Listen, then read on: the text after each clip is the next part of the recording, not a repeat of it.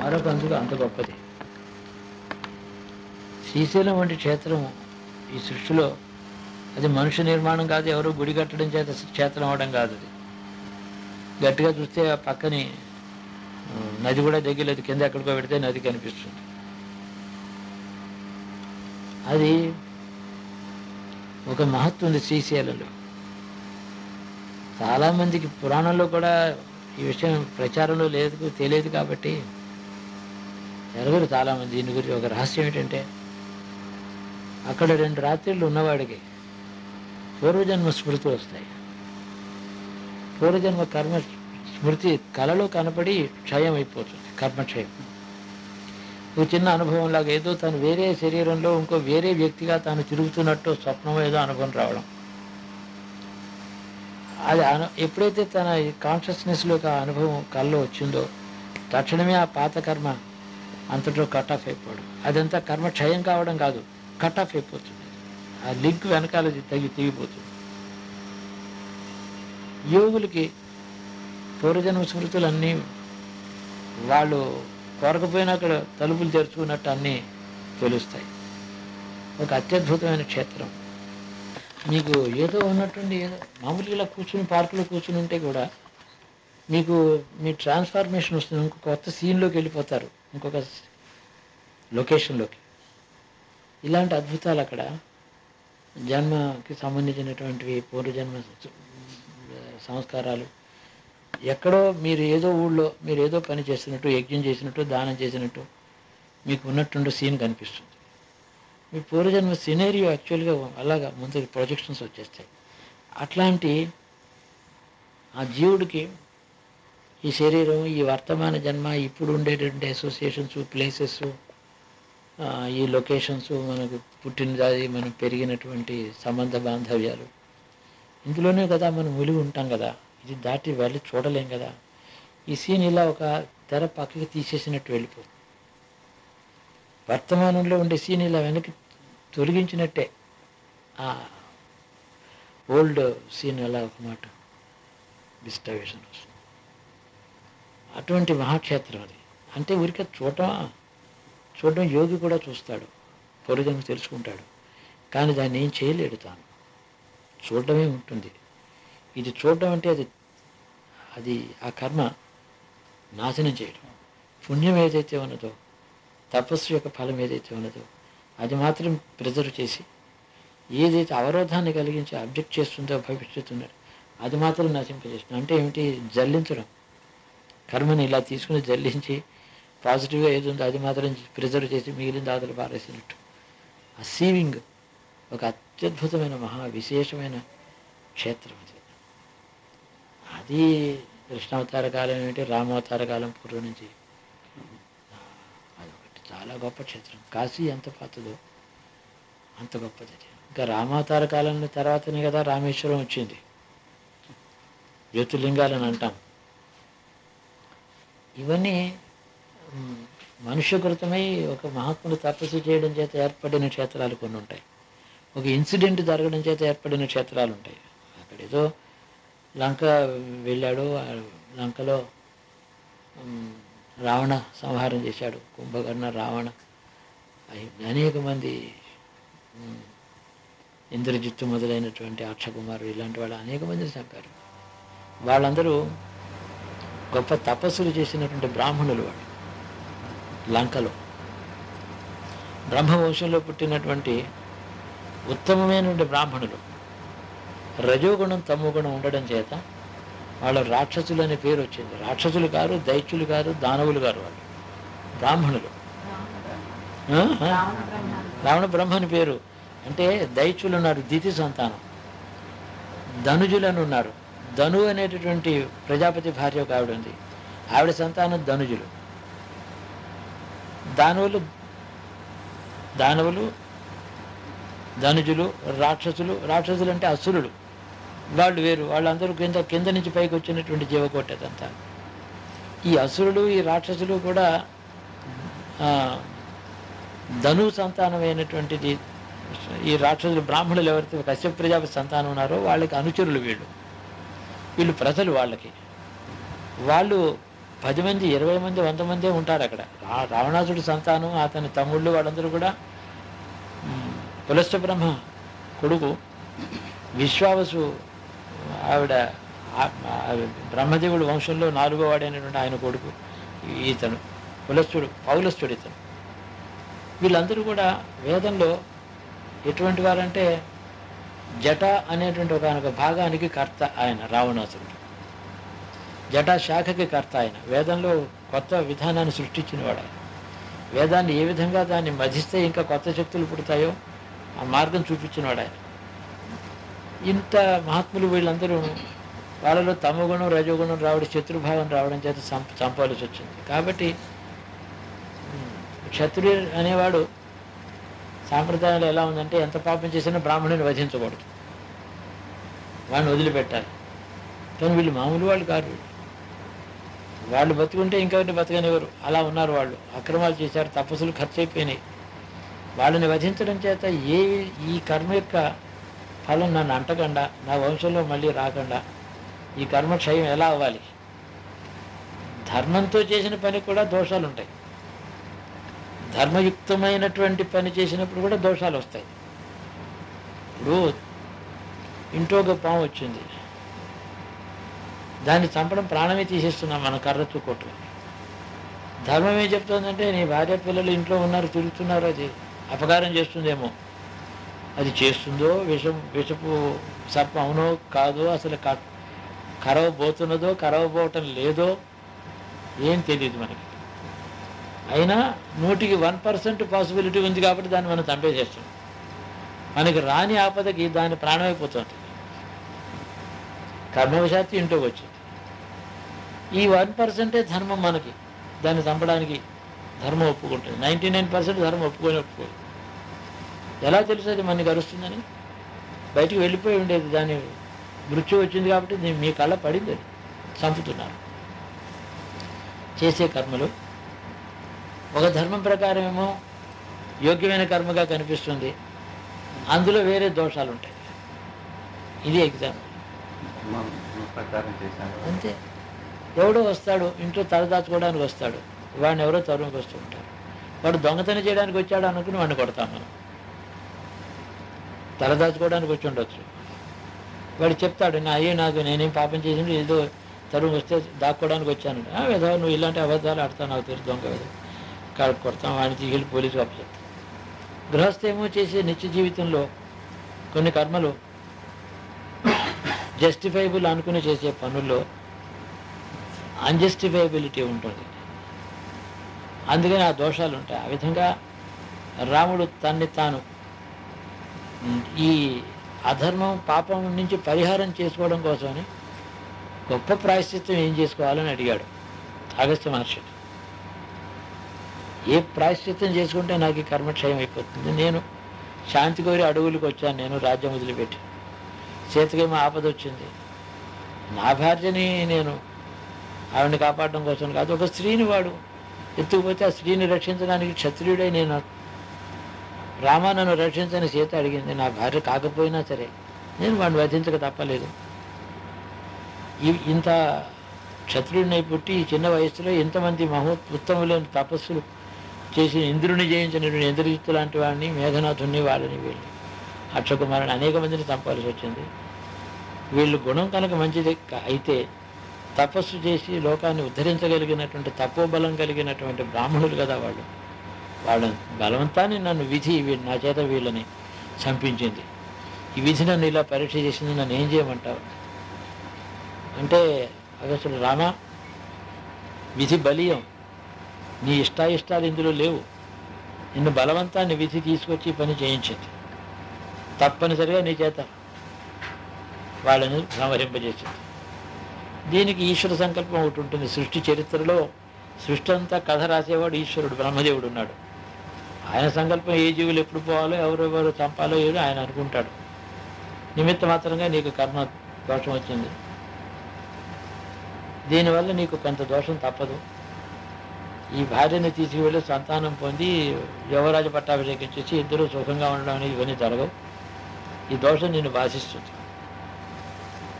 నీ గృహస్థ ధర్మంలో మీరిద్దరు సుఖపడడం, సంతానాన్ని కానీ పెంచుకోవడం, ఆ ముద్దు ముచ్చట, నీ తండ్రికి నీ పుట్టుక వల్ల వచ్చిన ఆనందం నీకు మళ్ళీ అలా లభించబోవటం లేదు. దీనికి అదే ఆ ప్రాయశ్చితం, ఆ పాపం, ఆ అనుభవం తప్పదు. అయినా ఈ లోకాన్ని ఇది ఇక్కడితో ఈ అనుభవంతో అయిపోతుంది. ప్రతి జీవుడు ఈ లోకాన్ని వదిలిపెట్టే కాలం వస్తుంది. ఆ తర్వాతనే ఉంది అసలు కథ. ఇక్కడ కర్మ అక్కడ వేధించకూడదు. దానికే ఒక ఉపాయం చెబుతున్నాను. సర్వ సృష్టికి ఆద్యంతము వ్యాపించుండి నిర్గుణమై సగుణము రెండు కూడా ఉండి సమస్త లోకములు తనలో ధరించినటువంటి పరమశివుణ్ణి ఆరాధన చేయి. లింగ రూపంలో ఆరాధన చేయి. సమస్త కర్మలు అందులో లయిస్తాయి. ఏ రోజు నువ్వు ఈ శరీరం వదిలిపెట్టి పెడతావో భూలోకం తాలూకు కర్మ నిన్ను అనుసరించదు. ఏ కర్మ నిన్ను కానీ, నీ భార్యను కానీ, పిల్లల్ని కానీ, నీ వంశాన్ని పీడించడం కానీ నీతోనే అంతరించిపోతుంది అని ఆయన ఉపదేశం చేస్తే, ఎటువంటి కైలాసం నుంచి లింగమూర్తిని తీసుకురా అంటాడు. కైలాసం నుంచి లింగమూర్తి తీసుకురావాలి, ప్రతిష్ఠ చేయాలి. అక్కడ భరతుడు ఫలానా తారీఖు పొద్దున్న సోమవారం ఏకాదశి నాటికి నువ్వు వస్తే నేను బతికుంటాను, లేకపోతే ఒక గడియ కూడా నేను ఉండను. వాడు చాలా తీవ్ర స్వభావుడు. వస్తున్నాడు, ఒకరోజు ఆగమంటే ఆగడు. ఈరోజు నా ప్రతిజ్ఞ అది కదా, ఇప్పుడు వస్తేనే నేను ఉంటాను, కానీ రేపు వస్తాడని అంటే నేను ఒకరోజు పోస్ట్పోన్ చేశాను. అలా కాదు, తీవ్ర స్వభావుడు వాడు. ప్రాయప్రవేశం చేస్తాడు. ఈ లోపలేమో ఈ కైలాసగిరి నుంచి అత్యుత్తమైనటువంటి లింగం తీసుకొస్తే బాగుంటుంది అని అగస్త్యుడు చెప్పి అందుకు నీ ఇష్టమని వెళ్ళిపోయాడు ఆయన. మహర్షులు తర్వాత ఏమైందో వెనక్కి తిరిగి చూసి అయిందా బాగున్నామని అడగరు వాడు.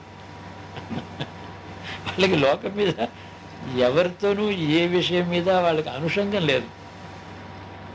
ధర్మబోధ కర్తవ్యం, తన కర్తవ్యం కాబట్టి చేయడం, చెప్పడం, అంతేగాని ఇది ఇంకా మిగతా ఇబ్బందులు ఉన్నాయో కాకపోతే ఏం జరుగుతుందో నాకేం సాధ్యమో అసాధ్యమో. కైలాసగిరి నుంచి శివుడిని తీసుకొచ్చి అక్కడ ప్రతిష్ఠిస్తే కైలాసగిరిలో ప్రతి అణువు కూడా శివమయం. అది మామూలు శిల కాదు. అది గుప్పెడు మట్టి తీసుకొచ్చి ఇక్కడ ప్రత్యక్ష చేస్తున్నా చాలది అంటే అక్కడ దాకా వెళ్ళి తీసుకురాగలిగిన వాడు రుద్రాంశ సంభూతుడు హనుమంతుడు ఒకడే. ఇలా లంకలో ఒక మాట దాటి వెళ్ళి రాగలిగిన వాడు కదా. కైలాసాన్ని వెళ్ళాడు, లింగం అక్కడ శిలని తగిలించి పట్టుకొచ్చాడు క్షణంలో. రా లోపల వచ్చారా? ఈ విధంగా మనిషి ఆయన తీసుకొచ్చాడు, అక్కడ పెట్టాడు. ఆ గడియ మించిపోతుందని ఇంకొక శిలను అక్కడ పరిచయం చేశాడు. ఇంతట్లో ఆయన రావడం ఒక అరగడి ఆలస్యమైంది. అందుకని హనుమంతుడు తీసుకొచ్చింది మళ్ళీ అక్కడ తర్వాత ప్రత్యక్షించాడు. నేను తెచ్చింది ప్రతి చేయకపోతే అలాగే. ఆ అమృత గడియ కోసం ఒకటి ముందర దొరికింది, అక్కడ పెట్టవలసి వచ్చింది. రాముడు అంతటి వాడికి ఈ మనిషి జన్మలో ఈ శరీరంలో ఇక్కడ మనం తిని పడుకుని ఏం చేస్తామో, ఏ కర్మశేషాలు ఎక్కడి నుంచి మనకి ఇంకా అనుసరిస్తున్నాయో, మళ్ళీ ఓ పక్కన తపస్సుతో కర్మక్షయం చేసుకునే యోగి కూడా మళ్ళీ కర్మ పుడుతోంది పక్క నుంచి. ప్రతి పూట తినేటువంటి ఆహారంలో కూడా దోషము, లాభము, పుణ్యము ఏదో కర్మ పుడుతోంది. కాబట్టి ఈ కర్మ మళ్ళీ పుట్టకుండా చేయాలని అంటే అంతటితో తెగిపోవాలి. పూర్వజన్మ ఒక పెద్ద లాంగ్ చైన్ అది. అది అంతటితో అది భంగమై అది తెగిపోయి దాంట్లో మనకుండేది ఒక లింక్ ఊడిపోతే మనకు సంబంధం లేదు, అంతే కదా. అదంతా నాకు సంబంధం ఉండి నేను అదంతా అనుభవించాలంటే ఎన్ని జన్మలు కావాలి? ఈ లోపుగా చేయకుండా ఉంటామా? ఎండ్లెస్, నిరంతరం, అనంతం. కర్మక్షయం కావాలి. అట్టి స్థితి తన కర్మక్షయం చేసుకోవడానికి, పాపక్షయం చేసుకోవడానికి ఆయన ప్రతిష్ఠ చేశాడు. రాముడే చేశాడు కాబట్టి పూజ్యస్థానం అయింది. రాముడికి అంటే అనేక వందల తరాలకి పూర్వం నుంచి కాశీ ఉండనే ఉంది. ఏ తపస్సు అక్కర్లేదు. పరమశివుడిని తలుచుకొని, ఇదిగో నాకు ఈ భూలోక వాసం మళ్ళీ వద్దు, నాకు ఇక్కడ వెళ్ళిపోతున్నాను, నువ్వు నీ దగ్గరికే రావాలి, నేను నీలో తీసుకో అని కోరుకోవడమే వాడు చేసేది. ఇంకా తపస్సు యోగం అక్కడే, అవి చేయలేని వాడే అక్కడికి వెళ్ళాలి. ఏ పని చేయలేడు, కోరికే చాలు, ఆ స్థానానికి ఉండే శక్తి అంట. ఇక తర్వాత అనేక కారణాల వల్ల క్షేత్రములు జ్యోతిర్లింగములు అంటూ పుట్టాయి. ఒక్కొక్క జ్యోతిర్లింగానికి ఒక చరిత్ర ఉంది. కానీ చరిత్రకు అందనటువంటి చాలా చాలా సనాతనమైనటువంటి క్షేత్రం, కాశీతో తుల్యమైనటువంటిది ఈ శ్రీగిరి. ఆ శ్రీ పర్వతం, దాని శ్రీ పర్వతం అని పేరు. ఆ పర్వతమే శ్రీచక్రం, మేరు శ్రీచక్రం. ఆ పర్వతమే శ్రీచక్రం, నవావరణలతో 9 ఎత్తుగా ఉంటుంది కదా, అదన్నమాట ఆ పర్వతం. అందులో కేంద్రం ఉంది బిందువు, సమస్త జగత్తుని లీనం చేసుకునేటటువంటి బిందువు. సర్వం జగత్ చరాచరం ఎత్ర లీయతే గమ్యతే, అది లింగం. జగత్ ఎందులో లీనమైపోతుంది, అది దాని బిందుస్థానం అది. కాబట్టి ఆంధ్రదేశంలో ఉండి మనం అక్కడ వెళ్ళి 2 రాత్రులు ఉండలేకపోవడం ఏమిటి? సులభంగా ఈ తినే తిండి అక్కడ తింటే, ఈ పడక అక్కడ, ఈ నిద్ర అక్కడ. అక్కడికి వెళ్ళి మనం తలకిందులో తపస్సు చేయమని ఏం చెప్పటం లేదు. స్థానంలో ఉండే మహత్తు లాభం పొందడం, ఏమి ఇబ్బంది లేకుండా. అనుకుంటాను మనసులో నా ఎజెండాలో ఎన్నో ఉంటాయి. ఈ ఎజెండాలో ఉన్నవన్నీ ఇవ్వాలనుకుంటే 6 నెలల తర్వాత దానికి సందర్భం ఏర్పడుతుంది. నాకు నేను అనుకుని ఇలా వెళ్ళిపోదామంటే అలా కాదు. ఎన్ని అవాంతరాలు, ఏం జరుగుతుందో, ఎప్పుడు ఏం డిమాండ్స్ ఉన్నాయో తప్పదు. 1 గంట నేను నా శరీరం మీద అనుభవించేటటువంటి కర్మ వాళ్ళకి ఎన్నో ఆపదల్ని, ఎంతో కర్మని క్షయం చేయగలదు. రమణ ఉన్నాడు, ఈ కుర్రవాడు అక్కడికి వెళ్ళాడు, 2వ తారీఖు వెళ్ళాడు, 3 రోజులు 6వ తారీఖు విపరీతమైన హై ఫీవర్ వచ్చింది, పడిపోయినాడు. కొంచెం డయాబెటీస్ ఉంది. టెలిఫోన్ చేశాడు, నువ్వు క్షేమంగా పోయిరా. కానీ ఇది ఇలా జరగవలసిన జూ కాదు అది. అతనికి అలాంటి జబ్బు రోగం వచ్చే కాలం కాదు, అలాంటి సూచన కూడా లేదు. రానిది అది, ఆర్టిఫిషియల్గా వచ్చి పడింది అది. ఉన్నారు అసూయాగ్రస్తులు ఉన్నారు, మనుషులు ఉన్నారు. ఎలా ఉన్నారంటే తాంత్రికులు ఎక్కువైపోయినారు, భక్తులు లేరు. తాంత్రికుడే యోగి వేషం వేసుకుని తిరిగిపోతున్నాడు, ఏదో పెద్ద స్వామీజీ గురువు గారు వేషం వేసుకుని. ఉన్నది ఏమిటయ్యా అంటే తాంత్రికుడు ధనకాంక్ష, కీర్తికాంక్ష, అధికారకాంక్ష, అసూయ, మరొకరు చూసి ఇంకెవరో ఏదో మంచి పేరు తెచ్చుకోవడం, సహించలేకపోవడం. ఇలా అంటే ఈ రాట్ ఎక్కడ స్టార్ట్ అయిందంటే టాప్ లెవెల్లోనే స్టార్ట్ అయింది. సమాజంలో బ్రాహ్మడు, సమాజానికి ఇంకా అతీతంగా పెద్దగా ఉండేటటువంటి సన్యాసి, యతి, గురు స్థానంలో ఉండేటువంటి మఠాధిపతి, అక్కడ రాట్. అదేమో అది సూపర్ సోషల్ లెవెల్, అది టాప్ సోషల్ లెవెల్ బ్రాహ్మణుడు. అక్కడి నుంచి రాట్ కిందకి వ్యాపించింది, కానీ కింద నుంచి పైకి రాలేదు అసలు. దేశంలో మన హిందూ సమాజంలో ఈ పుచ్చు పైనుంచి కిందకు వచ్చింది. ఏ విధంగా చెట్టు కొమ్మలో పుచ్చొస్తే ఏం కాదు, వేరులో పుచ్చొస్తే, ఇది వేళ్ళు ఇవి. మన టాప్ కరప్షన్ కూడా అంతే కదా. ఇక రాజకీయం చూడండి, ఇది నేను సూపర్ సొసైటీ లెవెల్ చెప్పాను, social level, top social level చెప్పాను. అలాగే పరిపాలన, దక్షుడు అధికారంలోకి రావడం తన కోసమే పరిపాలన, తన లాభం కోసమే పరిపాలన, దేశం కోసం పరిపాలన కాదు. ఈ భారతదేశంలో 15,000-16,000 సంవత్సరాల నుంచి చరిత్ర పురాణం చూసేటట్టయితే ఎప్పుడైనా ఏ రాజైనా లోకం కోసమే తన పరిపాలన చేసి తాను వెళ్ళిపోయాడు. పరిపాలన అంటే ఎవరి కోసం? దానికి రాజభోగం కాదు, రాజభారం అని పేరు. అందుకని ఎంత కాన్సెప్టే, ఆ దృక్పథమే వేరు. ఇప్పుడు అది కాదు, రాజభోగం కావాలి, వదలడు. ఎలాంటి దేశాలు వచ్చి మొఘల్ సామ్రాజ్యం, ప్రతివాడు తండ్రిని చెరలో పెట్టి అన్నదమ్ములు తలకాయ తీసేసి కొట్టదమ్మనికి వేలాడగట్టి తనొక్కడు రాజు, అన్నదమ్ముల్ని ఈ భయంకరమైనటువంటి రాజకాంక్షతో చంపుకున్నారు ఒకళ్ళనొకళ్ళు. అలాంటి మతం ఈ దేశంలో రాజకీయం అయింది. ఆ ఇన్ఫ్లుయెన్స్ వీళ్ళకి వచ్చింది. మొఘల్స్ ఒకళ్ళు ఎలా చంపుకునేవారు, ఇప్పుడు వీళ్ళు ఇంకోలాగా చంపుకుంటున్నారు ఇంతగా రాజ్యం కోసం. ఇలా అయిపోయింది దేశం. ఈ రాట్ వచ్చినప్పుడు మన కర్తవ్యం ఏమిటంటే, ఎప్పుడు ఏం జరుగుతుందో. ఇతను వెళ్ళాడు, హై ఫీవర్. ఎందుకు రావాలి హై ఫీవర్? అక్కడికి వెళ్ళాడు, మాట్లాడాడు చక్కగా, వాళ్ళందరూ చూశారు, పిలిచారు. లేదు, ఎంత పడింది వచ్చింది అసూయ. ఇంకా కూర్చోబెట్టి అక్కడ అందరికి ఏదో మంచి మాటలు చెప్పాడు. ఏదో గృహప్రవేశం ఏదో అయింది. ఆ గృహప్రవేశంలో వాళ్ళకి గురువుగారు మీకు దర్శనం ఇస్తారు, ఆయనే అటెండ్ అవుతానని అన్నారు. ఆయన ఫిజికల్గా అని కాదు, ఎలా అవుతుందో మనకి తెలియదు అని తాను వాళ్ళకి చెప్పాడు. నాకేం తెలియదు నిజంగా. సరే, ఈ గృహప్రవేశం అంతా పాత ఇంట్లోంచి కొత్త ఇంట్లోకి వెళ్ళాలి అని వెళ్ళారు. ఏదో చేసి గురువుగారిని మాట తలుచుకుంటామే, దండం పెడతామని. ఇతనే వెళ్ళి గురుధ్యానం చేస్తాడు ఎక్కడైనా వెళ్ళి. ఏదో వాళ్ళకి అనుభవం ఏదో కలుగుతుంది. అవన్నీ నాకు నిజంగా తెలుసు అని కాదు, నాకేం తెలియదు నిజంగా. మళ్ళీ ఏం చెప్తున్నాను, జరుగుతాయి కానీ నాకు తెలిసి చేయడం, నేను చేయడం అనేది ఎప్పుడు ఉండదు. సరే, అది లైట్ వెలిగించారు. పెద్ద గ్లాస్ డోర్ ఉంది.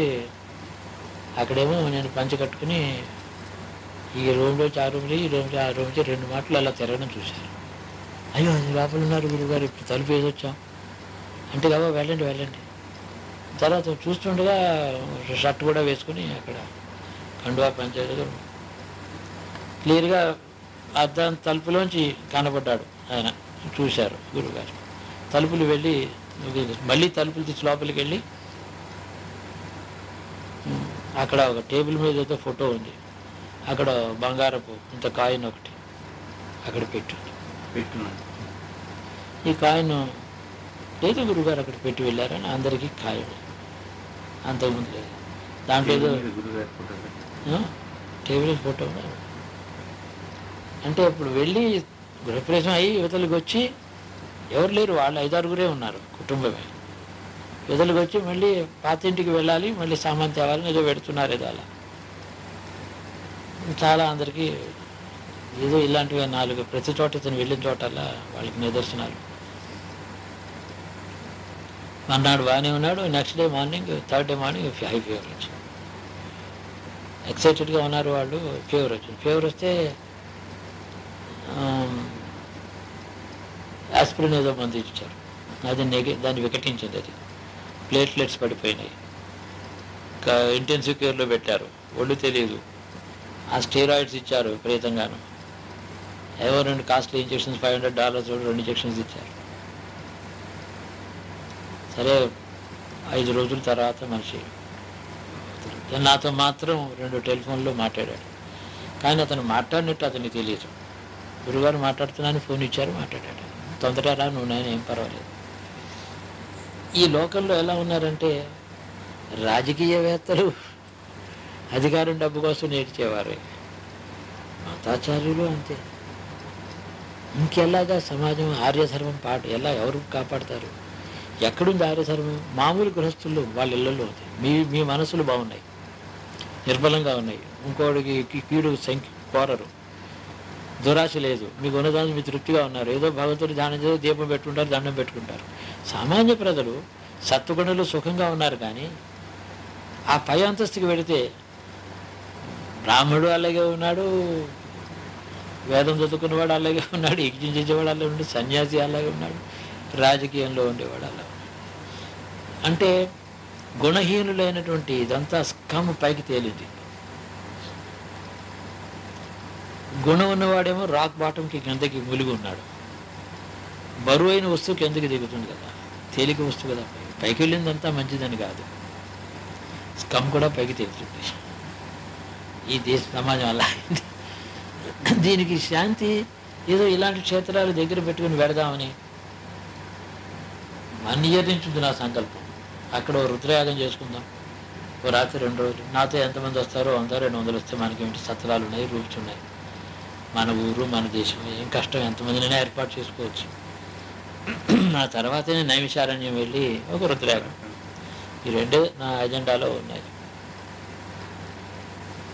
అయోధ్యలోను నైమిసాలు రెండు చేస్తాను. ఒక నైమిషలో చేసినా అయోధ్య తర్వాత వీలైనా అవుతుంది, లేకపోతే లేదు. నైమిష చేస్తే నేను నోట్ చేశాను, టేప్లో నెక్స్ట్ మార్చ్ నుండి చేద్దాం అనుకో. చేద్దాం. అది ఉంది. Mobilisation 30 lakh volunteers. ఆ? Mobilisation 30 lakhs volunteers. వాళ్ళు చేస్తున్నారు అయోధ్యలో, చేస్తున్నారు. నైమిషలో ఒక యజ్ఞం జరగాలి. కురుక్షేత్రంలో చేసాం, ఇదివరకు అయిపోయింది. సరే, మిగతా చేతలు ఆ శివుణ్ణి రాముడికి కర్మక్షయం చేసి అతనికి ఆ జీవుని శుద్ధుని చేయగలిగినటువంటి శివతత్వం ఒక రుద్రహోమం ఆ భావనతో చేస్తే దాంట్లో కాని పని ఏమిటి? అన్నీ అవుతాయి. అది పెడదామని అక్కడ కర్మ ఒక లీలా మాత్రంగా పూర్వ కర్మ ఒక దర్శనం ఇచ్చి అంతటితో అది కట్ అయిపోతుంది. కూడా మళ్ళీ వెనక్కి రాదు. మనం వెళ్ళినప్పుడు మనకు ఉండేటువంటి కర్మ ఇంటికి వచ్చేటప్పుడు ఉండదు. సామాన్యుల కోసమే, యోగుల కోసమే క్షేత్రాలు ఏమి, వాడు ఎక్కడైనా తపస్సు చేసుకుంటాడు. సామాన్యుల కోసమే ఏర్పడ్డాయి ఇవన్నీ. ఏమీ తెలియనటువంటి శివ శివ శివ శివ అనుకునేవాడు సర్వసామాన్యుడికి జరిగే ఫలం ఇది నేను చెప్పేది. యోగులకి, తపస్సులు చేసేవారికి, మౌనులకి కలిసి అనుభవాలు. అది లోకం అందరికీ సంబంధించిన విషయం కాదు, అది వాళ్ళకి మాత్రమే సంబంధించిన విషయం. సర్వసామాన్యుడికి కూడా ఏది జరుగుతుందో అది లౌకికం, అదే లోకానికి సంబంధించిన విషయం. లేనిది అందరికీ సంబంధించిన విషయం లోకానికి ఏమో పనికొస్తుంది. యోగి ఏదో మాకేమిటి లాభం? మేము సామాన్య ప్రజలు. ఆయన యోగి, ఆయనకి ఏదో అవుతుంది, మాకేమిటి? అలాగే అందుకని ఏమిటి కైలాసం కానీ ఇవన్నీ కూడా ఎలాంటివంటే మన యొక్క తపోనిష్ట, బలము, యోగము, జ్ఞానము, ఏకాగ్రత వీటి మీద ఆధారపడనటువంటి సత్ఫలాలు. వీటి మీద ఆధారపడే ఫలితాలు అయితే ఇక్కడ చేయొచ్చు, అక్కడ చేయొచ్చు. ఎందుకు ప్రత్యేకం ఆ క్షేత్రం ఎందుకు ఉండాలి మన దేశంలో? అది త్రిలింగ దేశానికి కేంద్రం. అది మొత్తం దక్షిణ భారతానికి. సంజీవ్ రెడ్డి ఎలాగో కష్టపడి బండి మీద వెళ్ళి కష్టపడి నడిచి వెళ్ళాడు ఆ కాలంలో.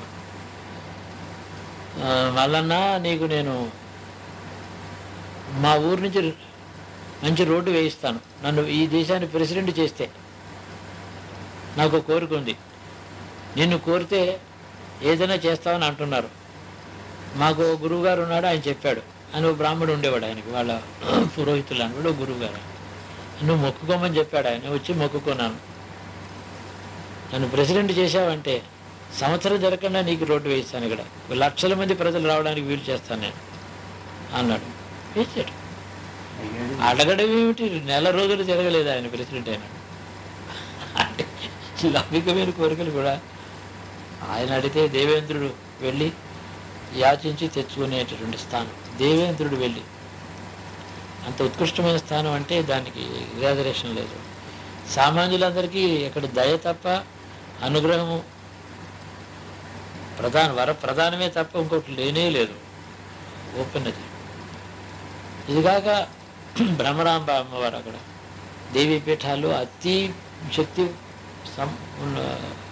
శక్తివంతమైనటువంటి. ఇందువల్ల అంటే సామాన్యమైనటువంటి క్షేత్రాల్లో దేవి ప్రతిష్ట ఉండొచ్చు. శ్రీ పర్వతమే దేవి ఇక్కడ. శ్రీచక్రం కదా ఇక్కడ, దాని బిందువే పరమేశ్వరుడు, కానీ శ్రీచక్రం అంతా అమ్మవారే.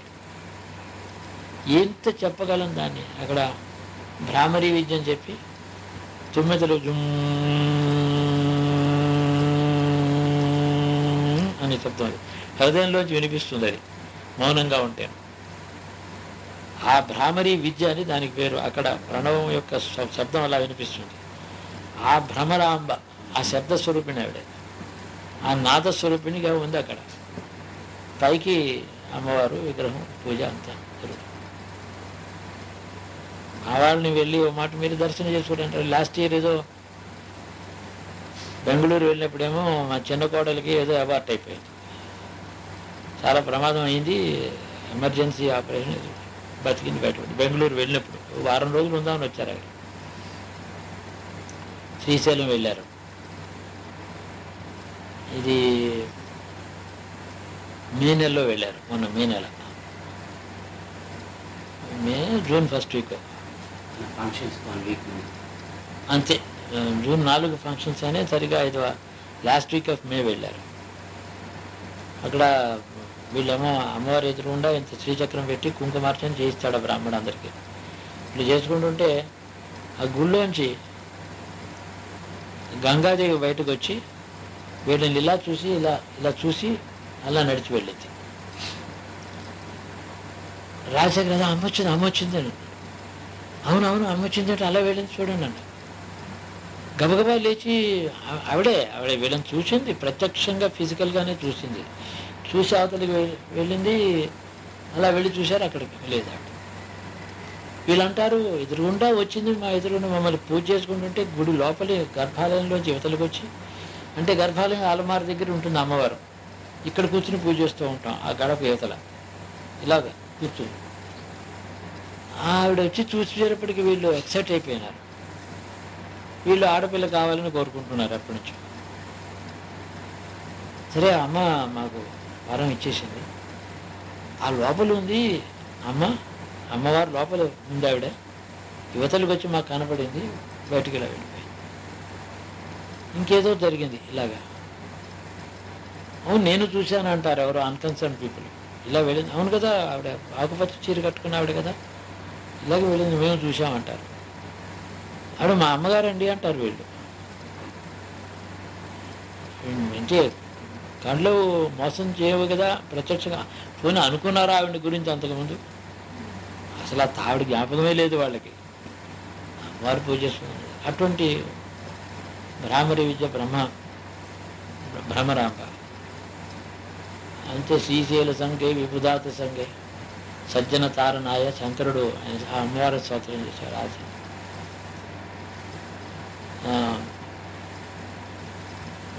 శ్రీశైల బ్రహ్మరామ చూసి శివాలింకితం పరమశివుని ఇలా కాగలించుకుని ఉన్నటువంటిది అన్నట్టు. కాగలించుకుని ఉండడం అంటే శ్రీచక్రం అంతా ఆవిడే కదా, మధ్యన బిందు కదా, ఆయన పరమశివుడు బిందు కదా. అందుకని అమ్మ స్వామిని ఇలా కాగలించుకుని ఆయన ఎవరికి కనపడకుండా తనలో ఐక్యం చేసుకుని కాగలించుకుని ఉందని చెప్పి వర్ణన. అంటే శ్రీచక్రంలో బిందు అని చెప్పడం. అది గొప్ప కవిత్వం ఉంటుంది ఆయన భాషలో. సో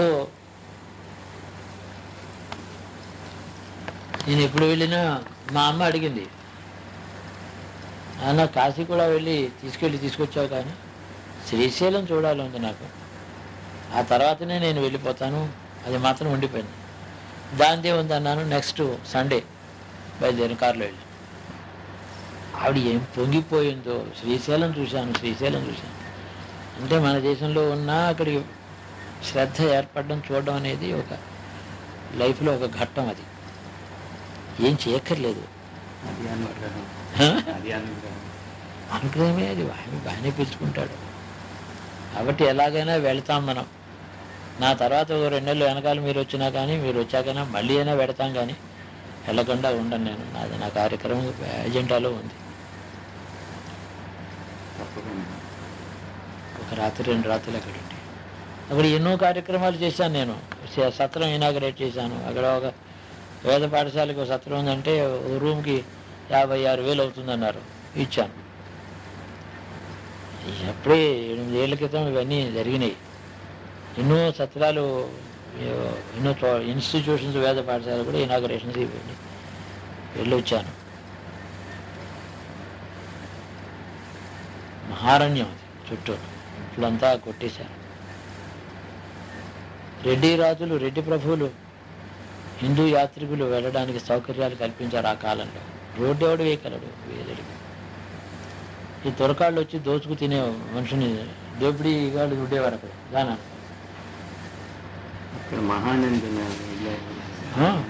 మహానంది కిందే ఉంది అది. దాన్ని కూర్చో. మహానంది క్షేత్రం ఒకటి చాలా గొప్ప. కోనేరు ఉంటుంది, వస్తుంది. అక్కడ చాలా క్రిస్టల్ క్లియర్గా ఉంది. అదేమిటంటే శేషశైలం అనేటటువంటిది తిరుపతి నుంచి నల్లమలై కొండలు ఒక పర్వత పంక్తి మహానది దాకా ఉంటుంది. అందులో శ్రీశైలం ఒక పెద్ద ఎత్తైన పర్వత, ఒక శిఖరం. అది అలాగే శేషశైలం అని తిరుపతి, తిరుమల ఒకటి, ఇదంతా ఒకే రేంజ్. ఇక్కడ నుంచి అక్కడి దాకా ఇలా పడుకున్నవాడే ఆదిశేషుడు అని. శేషశైలం అంటే ఇది మొత్తం. అదే మనకి సరిహద్దు. పశ్చిమ కనుమలకి అవతలికి వెస్టర్న్ ఘాట్స్, నల్లమలై హిల్స్, దానికి యువతల భాగమే తిరులింగ దేశం. ఎప్పుడో వెళ్ళాలి, శ్రీశైలం వెళ్ళాలి. ఆ మాట చెప్తున్నాను ఇందాక నుంచి. తెలియకుండా వెళ్ళిన వారికి లాభం కలుగుతుంది. అందరూ తెలిసి పెడతారా? లాభాలకి కలిగింది కాబట్టి ఇక్కడ ఉన్నాం. అక్కడ ఫిజికల్ గా బాగా అనుభవాలు ఏదైనా ఉంటుంది. అసలు బాడీ కాన్షియస్నెస్ నుంచి ఎలివేట్ అవుతావు. నేను ఈ శరీరం, ఈ మనిషి అన్నమాట మర్చిపోతావు. చూసావా, అక్కడ కోమాలు ఉండి ఏదేదో మాట్లాడా నాకు తెలియదు అన్నావు. అది వికారం. అది ఇది ఎలివేషన్. ఏం జరుగుతుందో నీకే తెలియనటువంటి ఒక అద్భుతమైనటువంటి అనుభవాలు కలుగుతాయి. పూర్వజన్మ స్మృతులు వస్తాయి. ఎప్పుడైనా అక్కడ వెళ్ళి ఒక 40 days ఉంటారు. 40 days ఎందుకు, 3 రోజులు ఉంటే చాలు. 3 రాత్రులు. ఒకసారి అక్కడికి వెళ్ళి ఏం అడిగినా, ఏ కోరికలు తెచ్చుకున్నా, అక్కడ ప్రార్థిస్తే నెరవేరిన కోరికలు బంధన హేతువులు కావు. ప్రెసిడెంట్ అయినా బంధనం లేదు. నన్ను ప్రెసిడెంట్ చేయి, నీకు రోడ్డు వేయిస్తానన్నాడు సంజయ్ రెడ్డి. నెల రోజుల్లో ప్రెసిడెంట్ అయినాడు. అతనికి అసలు ఛాన్సెస్ లేవు అప్పుడు.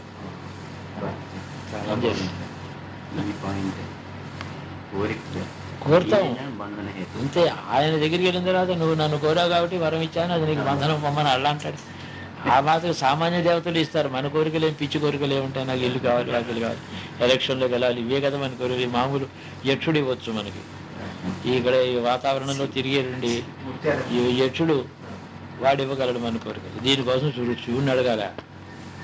శివుడిని అడిగితే నాకు ఒక 1000 దివ్య సంవత్సరాలు ఇంద్ర పదవిలో ఉందా అని కోరిక చదువుతుంటాడు. వాడు వెళ్ళడమే అది. ఆయన ఇచ్చిన వరాలు బంధనహేతువులు కావు. ఇతర దేవతలు ఇచ్చిన వరాలు బంధనహేతువులు అవుతాయి. కర్మ అవిద్యతో ఉంటుంది అనుభవం. అందుకనే చాలా కాలం సంజీవ్ రెడ్డి సుఖంగా జీవించాడు, ఆరోగ్యంగా ఉన్నాడు. అక్కడికి ఆ క్షేత్రం మనకి చాలా గొప్పది. కాశీ, ఇది శ్రీశైలం. అక్కడ తపోభూమిగా జాగేశ్వరం, కైలాసగిరి సరే, కేదారనాథ్, ఇవి అగ్రగణ్యమైన క్షేత్రములు. దాంతో ఒక్క మెట్టు తర్వాత చెప్పుకోదగిన మిగతా జ్యోతిర్లింగాలు అని. రాముడు ప్రతిష్ఠ చేసిన తర్వాత కదా శ్రీ రామేశ్వరం. అలాగే తర్వాత కాలాలు అనాదిగా ఉన్నవి. భూమి ఇక్కడ దేవతలు, దివ్యలోకం నుంచి దేవతలు కమండలంలో, ఉదకంలో దేవతల్ని, వాళ్ళ అంశాలని పెట్టుకుని కిందకి దిగారు ఋషులు ఈ ఆర్యావర్తంలోకి. వాళ్ళ సంతానంతో మనుష్య జాతి ఉంది, ఆర్జులు లేరు. అంటే ఏమిటి? జ్ఞానస్వరూపం, జ్ఞానాన్ని, ఆ తేజస్సుని ఆరాధన చేసే మనుష్య జాతి లేదు. తేడా ఉంది కదా. ఇది నాగరికత వల్ల పెరుగుతుందంటే ఇల్లు కట్టుకోవడం నాగరికత, ఏదో మేడలు కట్టుకోవడం నాగరికత, వ్యవసాయ నాగరికత వస్తుంది. కానీ జ్ఞానాన్ని ఉపాసించడం అనే నాగరికత వస్తుందా క్రమంగానే ఓ రోజుని? అది రాదు కదా. ఈ బయట నుంచి కిందకి దిగవలసిందే. ఊర్ధ్వలోకం నుంచి కిందకి దిగితేనే వస్తుంది ఇది. ఇక్కడ క్రమంగా అభివృద్ధి పొంది పొంది పొంది ఒకనాడు పెరిగేటటువంటి నాగరికత లౌకికమైనటువంటి పట్టణాలు కట్టుకోవడం, ఆయుధాలు తయారు చేసుకోవడం, దీన్ని నాగరికత అన్నాం. నాగరికతలో భాగంగా జ్ఞానం పెరగదు. ఇది సృష్టి రహస్యం, జీవాత్మ రహస్యం, మోక్ష విద్యను ఉపాసించాలనేటువంటి కర్మబంధనాలు తెచ్చుకునేటువంటి ఇవాళ ఇలాంటివి వస్తాయా? నాగరికత యొక్క పర్యవసానం కాదు ఇది. పైనుంచి కిందకి దిగవలసిందే. ఆ విధంగా ఆర్యావర్తంలో హిమోత్పర్వతానికి దిగి అక్కడి నుంచి కిందకి వచ్చి ఆర్యావర్తంలో మహర్షులు తపస్సులు ఇక తపోభూమిగా ఎన్నుకోవడం కారణం ఏంటంటే ఇక్కడ ఆ బీజం నాటాలి, జ్ఞాన మార్గాన్ని ప్రతిష్ఠ చేయాలి. భారతదేశంలో ఇక్కడికి వచ్చారు. ఆ కైలాసగిరికి దిగి అక్కడ నుంచి కైలాసగిరి దిగి అక్కడ నుంచి ఎందుకు వచ్చి ఎక్కడ తపోలోకం జనోలోకం నుంచి వాళ్ళు ఏం చేస్తారు, వాళ్ళు దేవతలను నిత్యం దగ్గర పెట్టుకుంటారు. దేవతాశక్తులు లౌకిక జీవన విధానంలో సత్వగుణ ప్రధానమైన సన్మార్గంలో నడిపిస్తారు. ప్రతి జీవుడికి భోగం కావాలి, ఆకలి ఉంది, అన్నం కావాలి, చలి వేస్తుంది, బట్ట కావాలి, వర్షం వచ్చింది, గుహ షెల్టర్ కావాలి. ఇవన్నీ కర్మ వల్ల లభించేవి. ఎట్లాంటి కర్మ? వీళ్ళ చేత మంచి కర్మని ప్రేరణ చేసి సత్వగుణంలో పెట్టి వాళ్ళనేమో కోరికలు ఇచ్చేటటువంటి ఈ కార్యక్రమం అంతా నడిపించిన ఉద్యోగస్తులు దేవతలు. కాబట్టి ఇది అడ్మినిస్ట్రేటివ్ మెషినరీ. మోక్ష విద్యను ఉపదేశించడానికి మహర్షులు వస్తారు, దేవతలు కూడా వాళ్ళ వెంట వస్తారు, ఋషుల వెంట దేవతలు వస్తారు. ఏం చేతంటే స్వర్గలోకానికంటే పైన ఉండేటటువంటి జనోలోకం తపోలోకం. కాబట్టి ఈ దేవతలు మహర్షుల యొక్క తపో శక్తికి వశమై ఉన్నారు. దేవతల వశమై లేవు తపశక్తులు. ఇంద్రాది దేవతల యొక్క వశమై లేరు మహర్షులు. పైన ఉండే లోకం అంటే భూలోకం, భూర్లోకం, స్వర్గలోకం దాటిన తర్వాత జనోలోకం తపోలోకం అని ఉంది. ఆ తపోలోకంలో ఉండే విశ్వామిత్ర మహర్షులు మొదలైన వారు, వశిష్ఠ విశ్వామిత్రులు, భరద్వాజ గౌతమాదులు, ఈ మహర్షులందరూ కూడా దివ్య శరీరాలతో ఆ పైన ఒక బ్రహ్మదేవుడే ఉంటాడు వాళ్ళకి బ్రహ్మలో. అందుకని బ్రహ్మ దర్శనం చేసి వస్తూ ఉండడం వాళ్ళకి మామూలు పరిపాటి, వాళ్ళకి దగ్గర లోకం. అందుకని కఠోపనిషత్తులు కూడా ఒకటి రాశాను. దాని ఎవరైతే మూలాధార చక్రం నుంచి పైకి వెళ్ళి హృదయ కమలంలో ధ్యానం చేసి అక్కడ ప్రణవం చేసిన తర్వాత సంపూర్ణమైన విరాగి అయితే బ్రహ్మలోకం కాదు, బ్రహ్మ జ్ఞానం కలుగుతుంది, బ్రహ్మలో ఐక్యం పొందుతాడు. బ్రహ్మలోకంలో కొంతకాలం ఉంటే బ్రహ్మైక్యం పొందుతాడు. ఇక్కడైనా లేశం ఇంకా ఎక్కడైనా అహంకారం, పూర్వం ఎప్పుడో కోరి మర్చిపోయిన కోరికలు ఏమన్నా ఉంటే కూడా దానికి కిందగా దిగువగా ఉండేటటువంటి ఒక లోకం ఉంది. ఆ లోకం దానికి కందం అని పేరు, మూలకందం అని పేరు. అది కల్పవృక్షం యొక్క స్థానం. అది జీవునిలో అనేక జన్మలలో ఎంతో తపస్సు చేసి త్యాగం చేసి కోరిక లేదని అనుకున్న వాడు కూడా ఎక్కడైనా ఒకవేళ కోరిక ఉంటే ఈ జీవాత్మ ఆ లోకానికి వెళ్ళి అక్కడ భావనా ప్రపంచంలో అద్భుతమైనటువంటి భోగాలు అనుభవిస్తుంది ఆ జీవి. కల్పవృక్ష స్థానం. అందుకని బ్రహ్మలోకానికి వెళ్ళే బదులు దాని కిందకే పెడతారు. ఈ హృదయ కమలానికి దిగువగా ఉండేటటువంటి మణిపూరక చక్రానికి పైన ఉండేటటువంటి ఒక చిన్న కమలం ఉంది. ఆ లోకానికి కరెస్పాండింగ్ ఇది. కాబట్టి నాహతంలో ప్రవేశించి మోక్ష విద్యనే కోరిన వాడు కూడా ఒక్కొక్కసారి ఆ దిగువన ఉండేటువంటి లోకానికి ఈ చక్రంలో ప్రవేశించి ఆ లోకానికి పెడతాడు. ఆ తర్వాత వాడికి ఇది గోరక్షనాథుడు చెప్పినటువంటి రహస్యం. గోరక్షనాథుడు చెప్పినటువంటి ఒక గొప్ప రహస్యం. అందుకని కోరిక లేకుండా లేకుండా మనం ఎంత చేసుకుంటాము, ఎక్కడో ఏ లేశమైనా అక్కడ మిగిలి ఉండొచ్చు. అయితే ఇది మోక్షానికి అవరోధం కాకూడదు. మధ్యన ఒక చిన్న థ్రెషోల్డ్ కల్పించి ఆనందాన్ని ఇచ్చి సుఖాన్ని ఇచ్చి ఇదిగో చూడు బ్రహ్మాదులు పొందేటటువంటి ఆనందం ఇది సంపూర్ణమైన ముక్తి స్థితి కాదు, ఈ సృష్టిలో ఉండేటువంటి ఆనంద స్వరూపం ఇది, ఈశ్వరుని యొక్క విభూతిది. ఈ విభూతిని అనుభవించు, ఈశ్వరుడు కలు అని చెప్పి ఒక చిన్న థ్రెషోల్డ్ అక్కడ క్రియేట్ చేస్తుంటారు. ఈ ఉపనిషత్ వ్యాఖ్యానంలో చోట రాశాను. గోరక్షనాథుడు చెప్పాడు ఇలాగా, దీనికి ఒక కందం అని అంటారు, దీన్ని కల్పవృక్షం. కాబట్టి ఎవరైనా సరే ఇక్కడ భూలోకంలో 100 అశ్వమేధాలు చేసిన చక్రవర్తులు ఉన్నారు. చివరికి తపస్సులు చేశారు. తపస్సులు చేసి యోగం చేసేమో బ్రహ్మైక్యం కావాలని చాలా కాలం తపస్సు చేసి వెళ్ళిపోయారు. 100 అశ్వమేధాలు చేశారు. శతకృతి ఇంద్ర పదవికి అర్హత వచ్చింది. కావాలంటే ఇంద్ర పదవి వాళ్ళకి సిద్ధంగా ఉంది.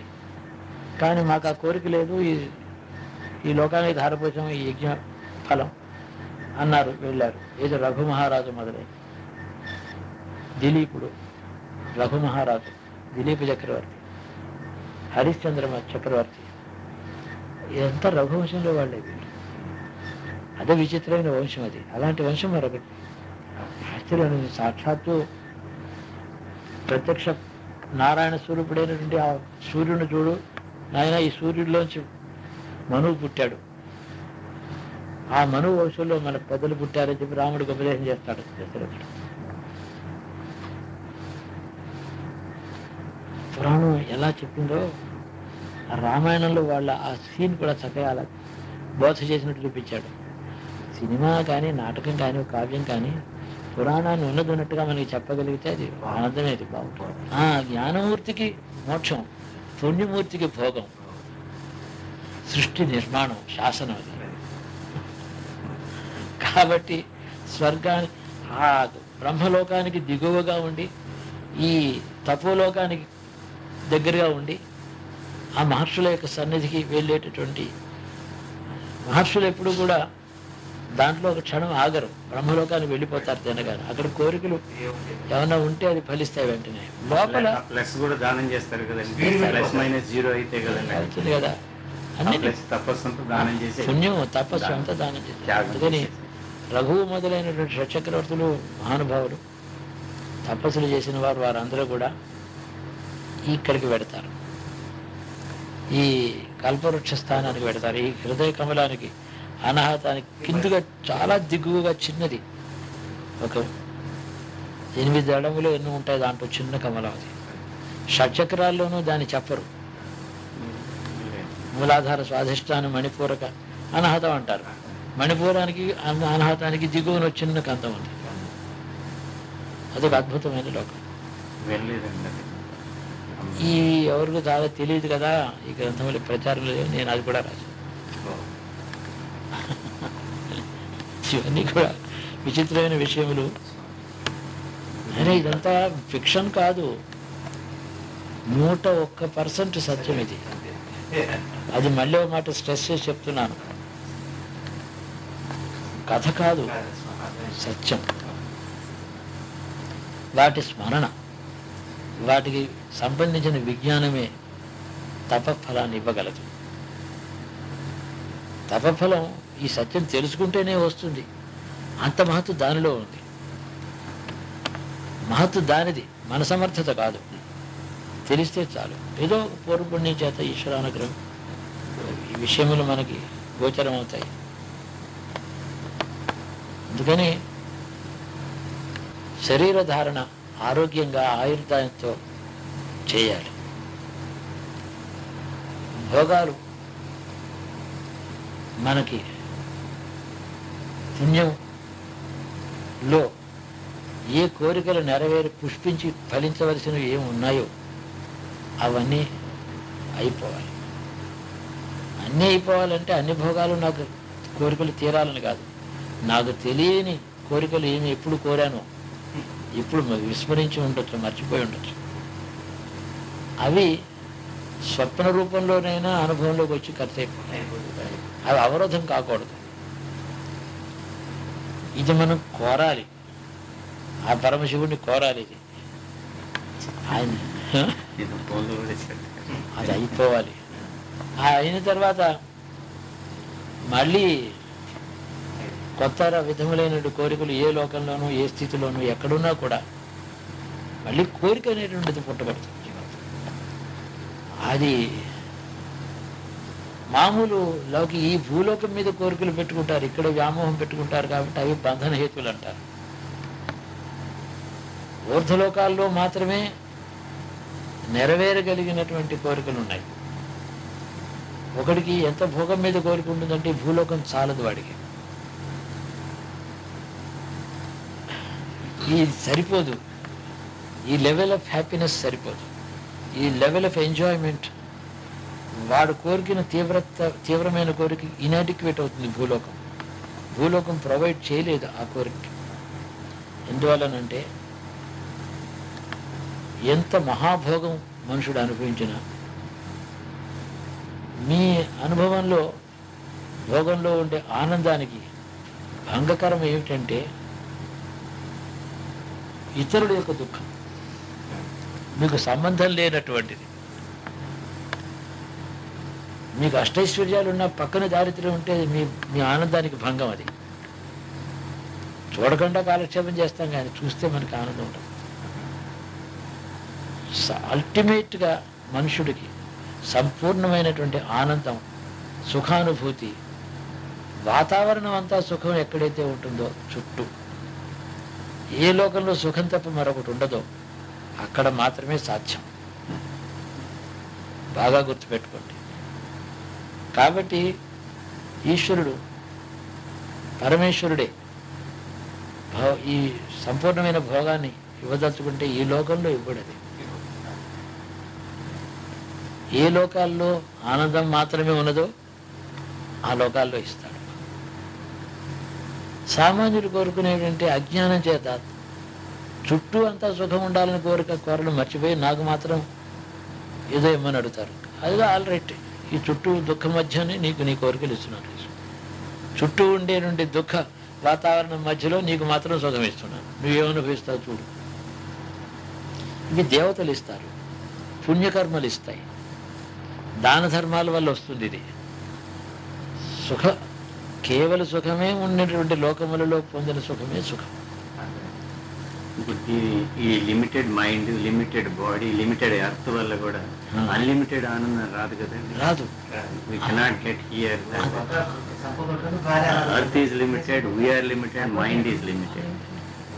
We are asking for unlimited. Unlimited thing. కానీ అడగగలిగిన శక్తిని ఈ అల్పజీవుడికి ఇచ్చారు పరమేశ్వరు. అక్కడ ఈశ్వరుని యొక్క మీ ప్రజెన్స్, ఈశ్వరుని యొక్క సన్నిధి లోపల ఉంది. ఆ సన్నిధి ఉందనేటువంటి జ్ఞాపకం రాగానే మీ దృక్పథం మారుతుంది, మీ కోరికల యొక్క లెవెల్ స్కేల్ మారుతుంది. నాకు ఆనందం తప్ప సృష్టిలో నాకు ఇంకేం కనపడకూడదు అని అనుకున్నారు అనుకోండి, ఆనంద స్వరూపుడైనాడు. ఈ లోకంలో దారిద్ర్యం చాలా ఉంది, నాకు మాత్రం రావద్దని అనుకుంటే మధ్యలో మీకు ఐశ్వర్యం ఇస్తున్నాడు. ఏమిట్లా చుట్టూ లోకం అంతా పాపకర్మకి అధికంగా పాపకర్మ ఎక్కువగా ఉండి అజ్ఞానమే అంధకారం మాత్రమే చుట్టూ వ్యాపించినటువంటి ఈ భూలోకంలో ఎన్ని కోరికలు తీరిస్తే మాత్రం, ఎంత ఆనందం నీకు లభిస్తే మాత్రం, ఎటువంటి భోగాలు వస్తే మాత్రం శాంతితో ఉండే ఆనందం కాదు అది. కాబట్టి ఈశ్వరానుగ్రహం వల్ల వచ్చేవి దేవతల వల్ల, పుణ్యం వల్ల, పుణ్యకర్మల వల్ల, దానం వల్ల, వ్రతాల వల్ల వచ్చేటటువంటి సుఖాలు కాక ఈశ్వరానుగ్రహం వల్ల లభించినటువంటి ఆనందం ఆనందమయమైనటువంటి లోకములలోనే భోగం లభిస్తుంది. అలాంటి స్థానాలు. అందుకని క్షీణే పుణ్యం మర్చిలోకి విశంతి, కొంచెం పుణ్యం చేస్తాడు, దానం చేస్తాడు, అంతా చేస్తాడు, అన్నదానం చేస్తాడు, 100 ఏళ్ళు ఏవో అశ్వమేధాలు చేశాడు, స్వర్గానికి వెళ్ళాడు. బాగా స్వర్గానికి వెళితే దేవతలు ఇచ్చారు అక్కడ కొంతకాలం. కృష్ణుడు చక్కగా చెప్తున్నాడు భగవంతుడు వాక్యం, క్షీణే పుణ్యం మర్చలోకి విశంతి. అక్కడ పుణ్యం ఖర్చు అయిపోయాం, కానీ మనుషులోకంలో పుడతాడు. కానీ స్వర్గ వాసనలు ఉండేటువంటి జీవుడు పూర్వపుణ్యం చేసిన జీవుడు కాబట్టి ఇక్కడ గొప్ప ఉత్తమ క్షత్రియుడు, ఉత్తమ వైశ్యుడు, ఉత్తమ బ్రాహ్మణుడు, అష్టైశ్వర్యాలతో సంతానంతో సుఖజీవనం చేయడానికి పుడతాడు. ఇక తర్వాత ఏం చేస్తాడు, అతని భవిష్యత్ వాడి చేతిలో ఏం చేస్తాడు. అందుకని దానంలో లోపం వస్తే అనందానామ లోకాహ అని చెప్పి కఠోపనిషత్తు చోట అంటాడు. ఇది జగద్ధృణ పీతోదక ఇట్లాంటివి దోషంతో ఉండేటువంటి బక్క చిక్కిపోయినటువంటిది, మళ్ళీ సంతానాన్ని పొందడం చేతగానటువంటి ఈ గోవులను దానం చేస్తే, ఓ తండ్రి ఆనందానామలోకములని ఉన్నాయి. ఆనందం అంటే ఆనందం కాదు, ఆనందం లేనటువంటి అనందములు. అనందములనేటువంటి పేరు కలిగిన లోకాలకు వెళ్ళిపోతారు అంటారు. దానం చేసి నిరుపయోగకరమైనటువంటి గడ్డి మెయ్యలేనటువంటి జగత్తృణ అంటే తృణములను తినలేక వదిలిపెట్టేసేసే ఆకలి లేదు, వాటిని వృద్ధాప్యం వచ్చేది. అలాంటి గోవులను దానం చేయొద్దు అంటాడు. కాబట్టి చేసేది మంచి ఉద్దేశంతో దానమే చేసినా అందులో లోపం రావచ్చు. మనుష్యలోకంలో పుణ్యకర్మకు కూడా ఇలాంటి లోపాలు ఉంటాయి. దీనికి శిక్ష ఏంటంటే ఎక్కడ ఆనందం లేదో అటు లోకాలు పెడతారు. ఈ సృష్టి నిర్మాణం చెప్తూ ఉంటా, ఇంతకన్నా ఏంటి ఇంట్రెస్టింగ్గా ఉండి ఎంత బాగుంటుంది ఇది. ఇవాళంతా శివుడి మీదే వెళ్తుంది. ఒక చిన్న అడుగుదామని, శివజ్ఞానం, శివానందం, శివైక్యం అంటే ఏంటి? శుద్ధ ఆనందమే స్వభావంగా కలిగినటువంటి బ్రహ్మవస్తువు ఉన్నది. దానిలో రెండో గుణం లేదు. బ్రహ్మవస్తువు, దానికి బ్రహ్మ అని పేరు.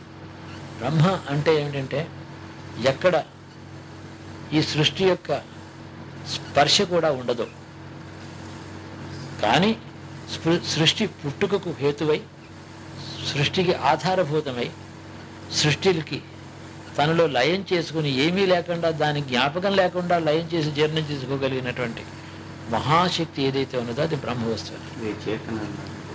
మహాచేతన, చేతన దాని గుణం. సూర్యుడు ఉన్నాడు, అగ్నిహోత్రం ఉంది, రెండు గుణాలు ఉన్నాయి, వెలుగు వేడి. అగ్ని వెలుగు వేడి అనేటటువంటి గుణముల చేత గుర్తించబడుతుంది. ఆ శివతత్వాన్ని గుర్తించడం ఎలాగా? అది ఎక్కడ ఉన్నదో ఆనందము శాంతి తప్ప ఇంకొకటి లేదు. రెండవగా భావనే లేదు, ఆలోచన, ఒక భావన లేనటువంటి నిర్గుణమైనటువంటి సంపూర్ణమైన శాంతి ఆనందం దాని లక్షణాలు. అట్టి తత్వానికి శివుడని పేరు పెట్టింది వేదం. శివ అని దానికి పేరు. ఏకవచనం, పురుష పుంలింగం, దానికి ఆ పేరు పెట్టారు. బ్రహ్మ స్త్రీలింగమా పుంలింగమా అంటే దానికి లింగం లేదు. దానికి మేము పేరు పెట్టుకున్నటువంటి మాటకి లింగం, జెండర్ ఉంది. శివ శబ్దానికి జెండర్ ఉంది, కానీ శివ తత్వానికి జెండర్ లేదు. మళ్ళీని మీ భాషలో పుల్లింగము, స్త్రీలింగము, నపుంసకలింగము, బహువచనము, ఏకవచనం ఏదో ఒకటి ఉండాలి, లేకపోతే భాష లేదు. ఇది భాష యొక్క లక్షణం కానీ వస్తువు లక్షణం కాదు. ఇలా అర్థం చేయాలి. శైవ సభల్లో ఈ మాట అంటే పాప ఆయన చాలా ఆనందపడిపోయినాడు. ఎంత రెండు మాటల్లో నాకు తత్వం అంతా అర్థమైంది. శివుడు అని అంటాం మనం. అసలు అది అట్టి తత్వం పేరు శివయేవ ఆనందం. శివ శబ్దమే ఆనందం. శివం అంటే మంగళము, శుభము అని పేరు. స్వశ్రేయసం, శివం, భద్రం, కళ్యాణం, మంగళం, శుభం. డిక్షనరీ చెప్తుంది ఈ మాట, అమరకోశం. శివ శబ్దం చేత ఆనందమే, మంగళమే, శుభమే. దాన్ని ఎవరైతే భావిస్తారో, ఆ నామమే ఉచ్చరిస్తారో, అది కోరుకుంటూ ఎవరైతే ఉచ్చరిస్తారో, ఈ మధ్యన ఉండేటువంటి సముద్రం అంత కర్మ అంతర్ధానం అయిపోతుంది. మధ్య కర్మ అంతర్ధానం చేయగలరు. ఇంచేతనంటే అది ఉన్న చోట ఇంకొకటి ఉండడానికి వీలు లేదు. కాబట్టి ఏ మనుషుడి యొక్క హృదయం ముందు ఆ భావన వస్తుందో, ఆ చుట్టుపక్కల స్వర్గాది ఊర్ధ్వలోకములు కానీ, దేవతాశక్తులు కానీ, దక్షిణ దిశలో ఉండే నరకలోకాలు కానీ ఏ గుణము ఉండడానికి వీలేదు. దాని తత్వము, ఆ భావన మాటయే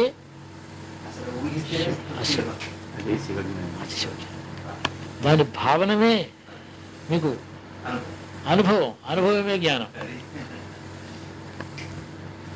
అనుభవాన్ని గురించినటువంటి వర్ణన సాధ్యం కాదు. కాబట్టి శివతత్వమే ముక్తిప్రదం. శివ ఏవ. అందుకని ఎవరు గురువు గురువు గురువు అంటే ఎవరు గురువు? ఆ శివతత్వమే గురువు.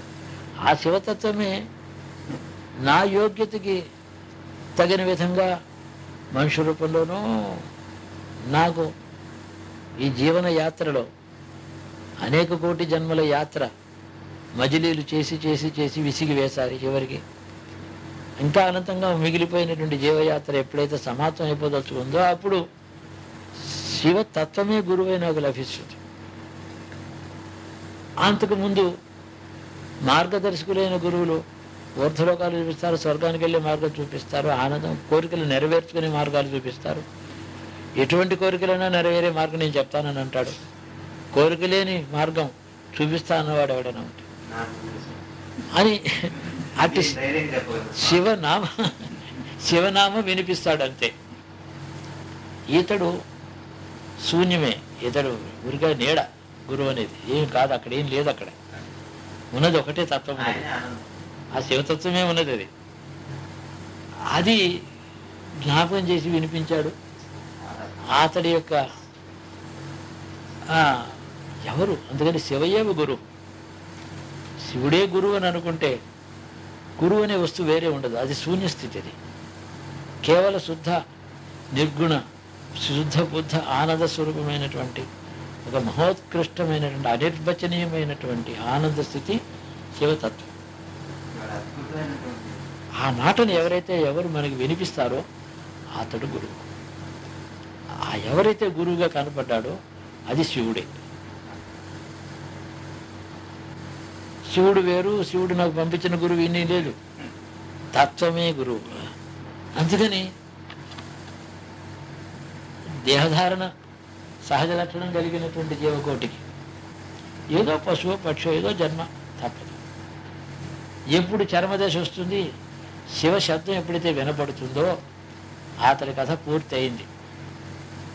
అతడి అనంతమైన ఈ ప్రయాణం, అనంతమైన విశ్వంలో 14 భువనాల్లో కర్మఫలాలు, సుఖాలు, దుఃఖాలు, పుణ్యాలు, యోగాలు అన్ని కథ ఆ గందరగోళంతో ఉండేటువంటి సుఖదుఖమైనటువంటి, అంటే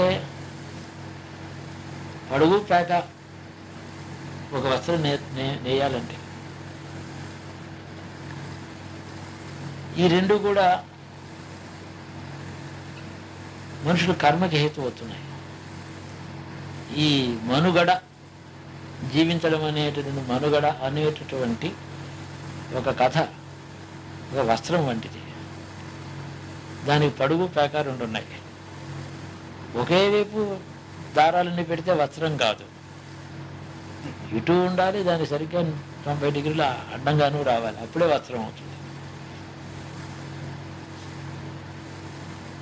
రాగం వల్లేమో కోరిక వల్ల కొన్ని కర్మలు చేస్తాడు, ద్వేషం వల్ల కొన్ని కర్మలు చేస్తాడు. ఈ రెండూ కలిసి వస్త్రం అనేటటువంటిది తయారవుతుంది. రాగద్వేషపు రంగుల చిత్రం అని రాశాను దాని గురించి. చిన్నప్పుడు ఎప్పుడో రాసింది, స్టూడెంట్గా ఉన్నప్పుడు. మీరు చదివారేమో, ఎందులోనూ వచ్చింది, అది సుభతలో కూడా ప్రింట్ చేశారు. పాణిని అనే పేరుతో ఏదో గేయం. ఊరిగా రాత్రి అలా శ్మశానానికి వెళ్ళాం, అక్కడ కూర్చున్నాం. అక్కడ ఎంతోమంది 4 శవానికి వచ్చి అక్కడ తగలబెడుతున్నారు. నాతో వాడెవడో శివరావు నాతో వాడు వచ్చాడు. నీకు భయం ఏం లేదా అన్నాడు. దేని గురించి భయం అన్నాను. ఆ శవాలు మోసుకొని ఎందుకు భయం, ఏం చేస్తా, నిన్ను పీకే ఎలకైనా భయపడితే అర్థం ఉంది, కానీ నిన్ను పీకుతుంది కాబట్టి ఎలకను చూసినా ఇలా అనదు, కాలుతో పక్కన చూసి శవాన్ని చూసి భయపెట్టి ఏం చేయదు కదా పాపం, తగలబెట్టబడబోతున్నటువంటి దాన్ని చూసి నీకు భయం ఏమిట్రా బాబు అన్నాడు. బా ఈ లాజిక్ నాకు అర్థం కావట్లేదు నాకు అన్నాడు. మరి సరే వెళ్ళాము, కాసేపు కూర్చుని అలాగే రాత్రి 12 గంటలకు ఏదో మంచి భోజనం చేసి తాంబూలం వేసుకుని, వాడు మంచి సిగరెట్లు ఇష్టం, సిగరెట్ కాలుస్తాను కాకి నుంచి నాతో వచ్చి కూర్చున్నాడు. ఆ రాత్రి జీవుని యొక్క యాత్ర బ్రహ్మ సృష్టిలో మొట్టమొదట ఉత్తమ జన్మతో ప్రారంభించి పతనం చెందడమే జీవుడి యొక్క యాత్ర. మళ్ళీ అక్కడికి చేరుకోవడమే యాత్ర ముగింపు. ఇంతే థీము. అది రాత్రి తెల్లారుజాము 4:30, 5 దాకా కూర్చుని ఇంటికి వచ్చాం. స్నానం చేసి అది విభూతి పెట్టుకుని ఊరిగా రాయడం మొదలెట్టాను. పర 20 పేజీలు వచ్చింది. పోయింది అదంతా. మళ్ళీ జ్ఞాపకం తెచ్చుకోండి, మీరు రాయండి అని చెప్పి గంగాదేవి అడుగుతూ ఉండేది. ఎప్పుడో ప్రస్తావన వచ్చింది. సుపతిలో ప్రింట్ చేసాము ఓ రోజు. కావాలని చెప్పి హనుమంతరావు వచ్చి అడిగితే జ్ఞాపకం తెచ్చుకుని అవన్నీ ఇచ్చేది. మినువాగను పుట్టిందట నా తొలి జన్మపు నీరజ రూపం అని మొదలు. రేపు ఫ్రీ వర్స్ అది. గడ్డి పువ్వు కథనం. ఇప్పుడేమో క్షుద్రమైన ఇంత గడ్డిలో, గడ్డి పరకలో ఇంత పువ్వుగా ఉన్నది, అది జీవుడు, దాని వర్తమాన స్థితి అది. ఇది ఎక్కడ పుట్టింది, ఎన్ని జన్మలు ఎత్తింది.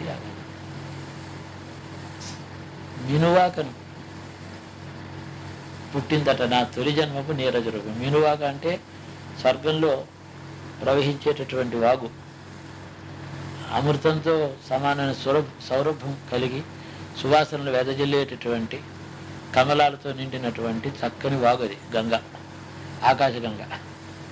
స్వర్గంలో అక్కడ పుట్టాను నేను, పువ్వులో మొట్టమొదట. నా తొలి జన్మపు నీరజ రూపం. అయితే ఎంతసేపు ఉంటుంది, పుట్టాను అంటే తోక తప్పదు. దారిన పోయి అత్తరభామిని క్షణిక విలాసం కోసం ముగిసిందట నా తొలి జన్మపు నీరజ రూపం. అప్సరా అలా పెడుతుంది, చాలా బాగుందని ఇలా తీసుకుంది, అంటే దీని జన్మ అయిపోయింది. దానికి విలాసం దారిన పోయి అప్సరభామిని, అప్సరస భామిని క్షణిక విలాసం కోసం, సరదా కోసం ఒక క్షణం ఇలా తెచ్చి ముగిసిందట నా తొలి జన్మపు నీరజ రూపం. అప్పుడేదో సరదా 1948లో కూడా ఏదో పాడకపోతే రాయకపోతే తోచేది కాదు, అందులో పారేసేవాడిని రాసి. చివరికి ఏమిటి, ఇదేమో గడ్డి పువ్వుగా వికసించింది. ఈ అడవిలో గడ్డి పువ్వు, ఆ చెట్ల గుబురు కొమ్మల సందులోంచి ఒక మంచి పూర్ణ చంద్రబింబం, ఒకనాడు మబ్బు లేకుండా చంద్రబింబం వచ్చి అందులోంచి చంద్రుడి కిరణం దీని మీద పడింది. అది ఎప్పుడు జరగదు, ఎప్పుడో మాట జరుగుతుంది. ఆ చంద్రకిరణం డైరెక్ట్గా దీని మీద పడటం, లేకపోతే చాటునో మాటునో ఉంటుంది ఈ పువ్వు. చంద్రకిరణం దీని మీద ఎప్పుడైతే వచ్చిందో దీని పూర్వజన్మ స్మృతి దీనికి వచ్చింది. ఓహో నేను ఇది, ఆ చంద్రకిరణం నాకు దీనికి బోధ చేసింది. నీ జన్మ ఇది, నువ్వు ఇక్కడికి వచ్చావు, క్షుద్రం ఈ గడ్డి పువ్వుగా పుట్టావు, మళ్ళీ వెళ్ళొద్దా, ఇలాగే ఎన్ని జన్మలు ఎత్తుతావు అని చెప్పి ఆ చంద్రలోకంలోంచి చల్లని చంద్రకిరణం, సంపూర్ణమైన బింబం, షోడశకళ పూర్ణమైన చంద్రబింబంలోంచి ఒక కిరణం నాకు వచ్చి నాకు స్మృతి ఇచ్చింది. అంతే, స్మృతి రావడం ఏమిటి, నేను అక్కడికి వెళ్ళి అని. గడ్డి పువ్వు కథ సీరియస్ సబ్జెక్ట్, ఇది అందరికీ అర్థం కాదు. బాగుందని అంటారు కొందరు, చాలా బాగుందని అనేవాళ్ళు ఉన్నారు. మాది కూడా ఇప్పుడు గడ్డి పువ్వు. ఇప్పుడు ఈ జన్మలో ఏదో గడ్డి పువ్వులు అయితే మాత్రమే ఇక్కడి నుంచి వచ్చింది కదా. స్వామి భగవాన్ నేనెవరని చెప్పారు, కానీ మీరు తత్వం ఇవ్వాలి, చక్కటి తత్వం ఉంటుంది. ఆనందమే శివుడు కాబట్టి మన లోపల ఆనంద స్థానాన్ని గుర్తుపెట్టి దాన్ని చూడటమే అక్కడ ఉంది, దాన్ని గుర్తు చేసుకోండి. ఈ శరీరం, దీంట్లో చేసే పుణ్యపాపాలు, ఆ శివజ్ఞానం, శివ ఆనంద తత్వానికి అడ్డు రాగలిగిన శక్తి ఎక్కడుంది మీ కర్మకి? నా కర్మ పెద్దదని అనుకుంటే మీకు పర్వతంలా కనిపిస్తుంది, కానీ దాన్ని చూస్తే ఇది శివ జ్ఞానం వల్లే శివ ఆనందం, జ్ఞానము, ఆనందం, శివానుభూతి, శివానుగ్రహం, శివజ్ఞానము, శివ ఆనందము, శివ ఐక్యము అన్నీ ఒకటే. ఇవన్నీ అనేక పేర్లు, ఒకే ఒక స్థితికి పేర్లు, ఒక స్థితికి పేర్లు ఇవి. అది మన మిగల్చదు అసలు, ఏం మిగల్చదు అసలు. మిగిలిన కర్మ ఇంకా ఉండడం అది ఏం ఉండదు. అంటే ఇది రోజు కూడా ఇప్పుడు లింగాన్ని చేతిలో పెట్టుకుని అభిషేకం అంతరా, అందులో శివోహం శివోహం శివోహం, అంత కర్మ అక్కడ లయం అయిపోతుంది. శివోహం అని లోపల ఆ బిందు స్థానాన్ని మనసులో సెకండే, నేను కన్ను మూసుకునేది, అందరూ ఉంటారు తీర్థం ఇస్తే మామూలు, ఆ సెకండ్లోనే కర్మ నాశిస్తుంది, కుప్పని అంతర్ధానం అయిపోతుంది. చేతనంటే ఒక వస్తువు యొక్క నిర్మలత్వం దేన్ని బట్టి చెప్తామంటే, ఒక వస్తువు యొక్క హైయెస్ట్ డిగ్రీ ఆఫ్ నిర్మలత్వం దేన్ని బట్టి చెప్తామంటే,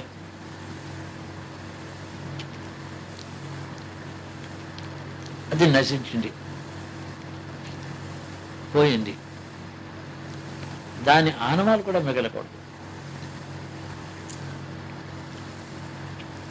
ఒక కట్ట కాలిస్తే బూడిద మిగులుతుంది. ఈ బూడిద ఆ కట్టెలో ఉండేటటువంటి మాలిన్యం. డైమండ్ కాలిస్తే ఏం మిగలదు. 3000 డిగ్రీ సెంటిగ్రేడ్లో డైమండ్ అక్కడ పడుతుంది, బగ్గు నుండి ఏం మిగలదు, యాషెస్ ఉండవు. అందుకని అది గొప్పది.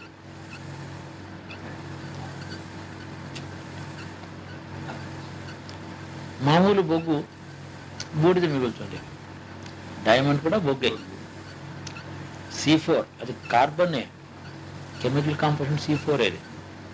సి మధ్యన ఇలాగా గీచుకొస్తే సి 4 సీలు రాస్తే అది డైమండ్ వస్తుంది. దాని వ్యాలెన్సీ 4. డైమండ్ కాలిస్తే మిగలటం లేదు. అలాగే కర్మక్షయమైపోయినటువంటి జీవునికి శివనామ స్మరణ ఎప్పుడైతే కలిగిందో అతడు శివ ఐక్యం పొందడం అంటే మిగలకపోవడం అని అర్థం. ఏ లోకంలోనూ కూడా అతని కర్మ మిగలదు, అతని స్మృతి మిగలదు, శేషం ఉండదు, శేషం 0. ఆ స్థితిలో మళ్ళీ రావటం అంటూ ఉంటుంది, రావటం పోవటం. శుద్ధ సంకల్పం, ఈశ్వర సంకల్పం, లోకక్షేమం కోసం, లోకం కోసం, లోకం కావాలి అని పరుషవేది అనేటువంటి ఒక మూలిక ఇనుముని బంగారం ఎలా చేస్తుందో, లోకక్షేమం కోసమని ఆ శివతత్వం సృష్టిలో ఊర్ధ్వలోకములలో వ్యాపించినటువంటిది. దానికి కొన్ని గుణాలు వచ్చాయి. బ్రహ్మలోకి వెళ్ళేటప్పుడు సృష్టి చేసే గుణం వచ్చింది దానికి. విష్ణులోకాలకు వచ్చేటప్పుడు పరిపాలన దక్షత అనే కొన్ని గుణాలు వచ్చాయి. ఆ తత్వానికి కిందకి దిగిన కొద్దీ ఒక గుణం వస్తుంది. ఇంద్రలోకానికి వచ్చేటప్పటికి భోగలాలసత్వం, పుణ్యఫలాలు ఇంకో గుణం వచ్చింది. ఇంకా కిందకి వెళ్ళింది దక్షిణలోకానికి పాపక్షయం, పాప ఫలం ఇచ్చేటువంటి నరకాలు వచ్చాయి అక్కడ. ఆ తత్వానికే ఇందులోంచి వెళ్ళేప్పుడు గుణంలే. ఏ విధంగా అనేక రంగుల నీళ్లలోంచి ఒక కాంతి కిరణం వెడితే ఆయా రంగులతో వెలుగుతుంది. ఆ రంగు నీళ్ళ యొక్క తేజస్సే కానీ కాంతికి రంగు లేదు, లోపల కాంతి కిరణానికి రంగు లేదు. ఎందులో ప్రవేశిస్తుందో ఆ మీడియం లక్షణాలు దీనికి వస్తాయి. అలాగే విష్ణు, బ్రహ్మ, ఇంద్ర, గంధర్వ, మనుష్య, యక్ష, కిన్నర, రాక్షస, దక్షిణ దిక్కు నుండేటటువంటి అనేక అధోలోకాలు, ఆ కిరణమే కింద దాకా వెళ్ళింది. కాబట్టి ఈ శివతత్వం ఎవడైతే, ఏ జీవుడైతే ఆనందాన్ని పొంది స్పృశించాడో స్వయంగా వాడికి మిగిలినది ఏమీ లేదు, ఐక్యమే ఉంది అక్కడ. కానీ ఎందుకు వస్తున్నాడంటే ఈతడికి లోకం యొక్క వాసనలు, ఇంద్రుడి యొక్క మనసు ఆ స్టేజ్లో మిగిలి ఉంటాయంటారు. మిగిలి ఈతడికి ఇదివరకే కోరికలు ఉండొచ్చు. పూర్వ స్మృతులు, పూర్వపు కోరికలు, సంకల్పాలు, లోక కళ్యాణ హేతువైన సంకల్పాలు కూడా అతడికి ఒక రంగునిస్తాయి. సన్నని లేత సూర్యోదయం అవుతున్న కాలంలో ఉదయం పూట వచ్చే సూర్యకిరణం ఉంటే అది రజోగుణం. అది శుద్ధ తేజస్సే కానీ రజోగుణంగా భాషిస్తుంది భూమి మీద. సూర్యుడి నుంచి బయలుదేరేటప్పుడు ఆ రంగు దానికి లేదు, భూమి మీద ప్రవేశించిన తర్వాత వచ్చింది. ఈ వాతావరణంలో ప్రవేశించినప్పుడు రంగు వచ్చింది.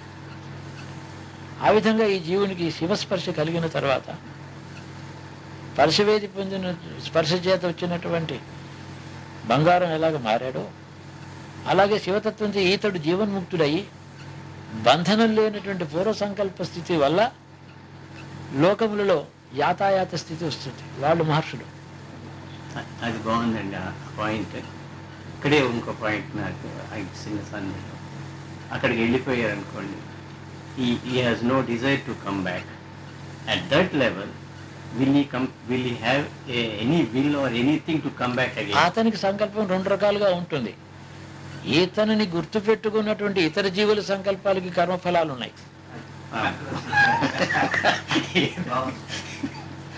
సృష్టి అంతా అదే కదా. అడుగు బాగా ఈ నేత అంతా అదే కదా. వీళ్ళు ఎక్స్పెక్ట్ చేస్తున్నారు కాబట్టి వీళ్ళకి ఫలప్రదంగా ఉండాలి. వీళ్ళు కోరిన కోరికలు అడిగారు కాబట్టి ఆ యోగులు గోరక్షనాథుడు ఎందుకు దిగాలి? శివాంశంభూతుడై శివుడిక్కడి దిగడం ఎందుకు? హనుమంతుడుగా ఎందుకు పుట్టాలి? శివతత్వం, రుద్రతత్వం. శివతత్వం రుద్రుడై, రుద్రుడిలోంచి హనుమంతుడై పుట్టి రాముడికి సహాయం చేసి రాక్ష సంహారం చేసి భవిష్యత్ బ్రహ్మ కావాలి. ఇదంతా సగుణమే, లోకమే, సృష్టి, ఈ లీల. ఇదంతా అనేక కోట్ల జీవరాశులకి వాళ్ళ కర్మఫలం ఇచ్చి వాళ్ళకి మార్గదర్శనం చేసి ధర్మరక్షణ చేసి సో వీళ్ళ పుల్ వల్ల కూడా వాళ్ళు వచ్చేస్తారు. ఈ necessity and they requirement and they attachment to that so particular. మరి ఆ శివుణ్ణి, ఆ రుద్రుని గురించే భుజదర్పంతో కోరికలు పెట్టుకుని తపస్సు చేసిన వాళ్ళు కొందరున్నారు. జ్ఞానం కోసం ఒకరు అడిగారు. లీనం చేసుకొని నిన్ను అడుగుతున్న వారు కొందరున్నవారు. వీళ్ళ ఏ గుణాలు ఉన్నాయో ఆ గుణాలే ఆ ఫలం ఇస్తున్నాయి. కానీ ఇచ్చే వస్తువు ఒకటేనా? కంటైనర్ యొక్క షేప్ ఏ షేప్లెస్ థింగ్కి వస్తుంది. నీరు, గాలి, దానికి షేప్ లేదు. కంటైనర్ షేప్ ఏదో అది, కంటైనర్ రంగు ఏదో అది. ఎర్రని గ్లాసులో పోస్తే ఎర్రగా ఉంటుంది, ఆ నీళ్ళే. కాబట్టి తత్వమే అది. ప్రపంచంలో సృష్టిలో ప్రవేశించిన తర్వాత జీవుని యందు ప్రవేశించిన జీవుని యొక్క సంకల్ప, వికల్ప, కర్మ ఫలాలన్నీ కూడా వాటికి ఒక రూపకల్పన చేస్తుంది ఆ తత్వం. ఈ రూపకల్పన దాని స్వభావం కాదు, ఈ జీవుల యొక్క స్వభావం. దానికి స్వభావమే లేదు, ఆనందం తప్ప. What is happening now? అలా జరుగుతుంది, ఇష్టంతో జరుగుతుంది. బ్రహ్మోపదేశం ఈ సంకల్పమే ఏమో ఎన్ని జన్మలలో జీవుడిగా అనేక జన్మలు ఎత్తాను. నేను ఏ సంకల్పాలు చేశాను? నా స్వార్థం కోసం చేశాను, నాకు కావాలని కోరుకుని ఉండొచ్చు. అంతేకాక ఇంకెవడికి వాడికి పదవి రాకూడదని కోరుకుని ఉండొచ్చు. రాగం, ద్వేషం అనేటువంటి రెండు కారణాలుగా పడుగు పేకగా నేను అల్లుకున్నటువంటి ఒక పెద్ద మహావస్త్రం ఉంది. నువ్వు నేసుకున్న గుడ్డరా, నువ్వు కట్టుకోక తప్పదది. అది కట్టుకోవడానికి శరీరం ధరించక తప్పదని నన్ను ఆ వస్త్రం నాకు చుట్టబెట్టి శరీరాలు ఇస్తావా? అదంతా కూడా ఇప్పుడు నేను చేస్తున్నటువంటి నీ ధ్యానం చేత అది భస్మీపటలం అయిపోవాలి. తక్షణమే అది నశించునుగాక. నాకు పూర్వ చరిత్ర ఈ క్షణమందు లేకుండానే పోనుగాక. నాకు పూర్వమే లేదు అసలు. ఇది ఈ క్షణం నీవిచ్చినటువంటి ఉత్కృష్టమైనటువంటి జ్ఞానోపదేశం చేత, నీ దయ వల్ల ఇట్లాంటి మాట నా నోట వచ్చింది. ఇప్పుడు వచ్చిన తర్వాత నీ అనుగ్రహం చేత వచ్చిన మాట సత్యం కాకుండా ఎలా ఉంటుంది? నీ అనుగ్రహం చేతనే వచ్చినది కాబట్టి సత్యమే అయి తీరుతుంది అని ఎవడైతే సంకల్పిస్తున్నాడో అది సత్యమే అక్కడ సిద్ధం. సిద్ధించినటువంటి మోక్షమే అది. మోక్షం సిద్ధమేవా అంటాడు. ఇక అంటే కాబట్టి 1000 ఏళ్ళు తపస్సు కాదు, ఒక కనురెప్పపాటు తపస్సు చాలు. మోక్షాన్ని ఇవ్వగలిగిన, జ్ఞానాన్ని ఇవ్వగలిగిన తపస్సు రెప్పపాటే. ఆ రెప్పపాటు క్షణానికి దాకా చేరుకోవడానికి చేసిన ప్రయాణమే 1000 ఏళ్ళ తపస్సు. 5000 years చేశారు ఒంటి కాలం హిమాలయాస్. దీనికోసం రావడం చర్మస్థితిలో వస్తుంది. అందుకని గురువాక్యంలో చాలా సులభమైనటువంటి మాటలు ఉంటాయి. ఆ మాట వినే వరకు కూడా అతడికే స్ఫురించదు. పండితుడు, యోగి అన్నీ కావచ్చు, తపోబలం అన్నీ ఉన్నా సత్యం గోచరం అవ్వదు. సత్యం ఎల్యూసివ్గా ఉంటుంది. చేతికి దొరకదు, కంటికి దొరకదు, చెవికి దొరకదు, రంగు, రుచి, వాసన. సత్యం అనేటువంటిది ఎల్యూసివ్గా ఉంటుంది, దొరకదు. అదే దొరికిందో తర్వాత కథే లేదు, పూర్వకథ లేదు, ఉత్తర కథ లేదు. నిన్ను నేను ఈ క్షణం తలుచుకున్నాను. తలుచుకున్న తర్వాత నా పూర్వ చరిత్ర అంతా నిర్మూలమైపోయింది, శూన్యమైపోయింది. ఉత్తర చరిత్ర శూన్యమైపోయింది. ఎందుచేత? నా సంకల్పానికి అంత శక్తి ఉందని కాదు, నీ అనుగ్రహం వల్ల వచ్చిన సంకల్పం ఇది.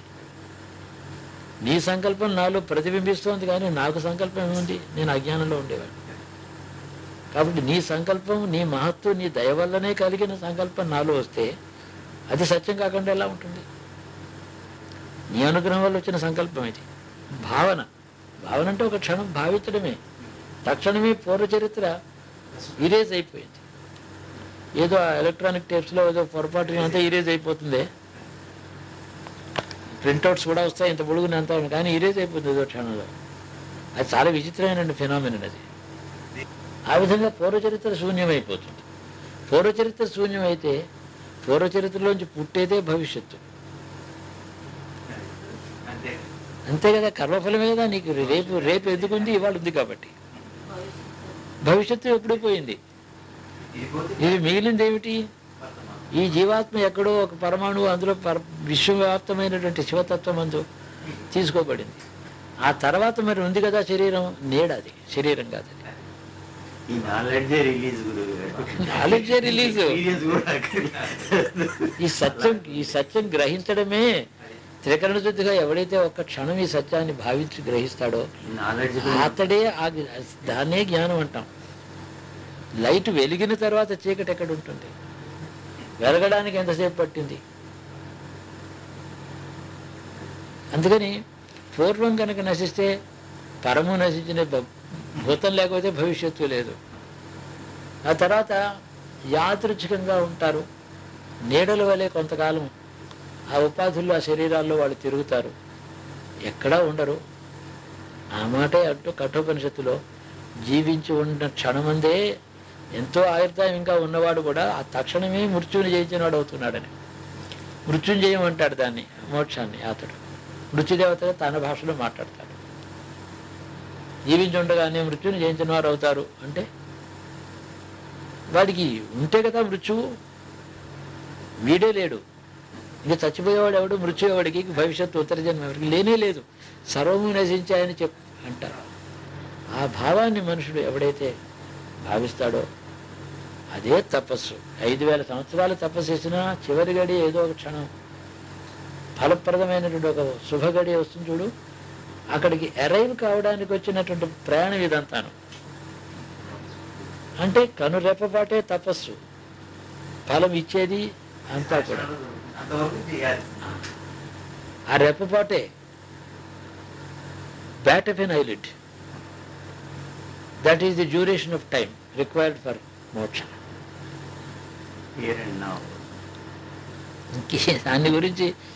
దీని గురించి వేదాంత చర్చ, జీవాత్మ పరమాత్మ, జీవాత్మ పరమాత్మ అని చెప్పి రజ్జు సర్పభ్రాంతి అని చెప్పి మనుషులు ఎంతో క్లేశపడుతున్నారు, కష్టపడుతున్నారు. పుష్పదంతుడు 32 శ్లోకాల్లో ఆ పరమశివుడిని స్తోత్రం చేశాడు. గంధర్వ ప్రభు, రాజు, గంధర్వలోకానికి ఏలికవాడు. వాడికి శివభక్తి అనేటటువంటి పిచ్చి త్రికరణంగా అలా పట్టిపోయింది వాడికి. శివభక్తి అంటే ఇంతంతగాడు వాడికి. అటువంటి శివభక్తులు భూలోకంలో ఎక్కడుంటాడు? వాడు శివ మహిమన స్తోత్రం అని ఒక స్తోత్రం చేశాడు. ఆ భాష చూస్తే ఎవరు మనుషులు రాసిన భాష కాదు అది. ఎలా ఉంటుంది అది? ఎవరికి ముక్కు దొరదు. మామూలు పండితులు ఎవడు దాని సమాధానం అర్థం చెప్పేటట్టుగా ఉండదు. మహిమ్న పారంతే పరమ విదుషో యజ్జశత్రుషి శృతిర్బ్రహ్మాదీనామపి తదవసన్నాస్త్వయి గిర యథా వాక్య సమతి పరిణామావతిగ్రణన్ మమాపేష స్తోత్రే హర నిరపవాద పరికర. ఎలా ఉండి ఈ శ్లోకం ఎవరికైనా ఈజీగా అర్థమవుతుంది.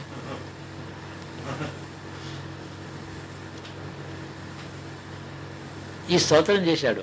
వాడికి శివ పూజకి కావాల్సిన అపురూపమైన పుష్పాలు లోకాల్లో 3 లోకాల్లో ఎక్కడ దొరుకుతాయి అవి తెచ్చి చేయండి పూజ. వాడి లోకంలోనూ చాలా గొప్ప పుష్పాలు ఉన్నాయి. అయితే కాశీ మహారాజు శివభక్తుడు, ఆయన పెరట్లో, ఆయన గొప్ప ఉద్యానవనంలో విశేషమైన ఒక పుష్పం చాలా, అది వాడు చూశాడు ఆకాశం నుంచి పెడుతూ. ఈ పుష్పం బాగుందే, దీంతో శివుడికి పూజ చేయలేదే ఇన్నాళ్ళును.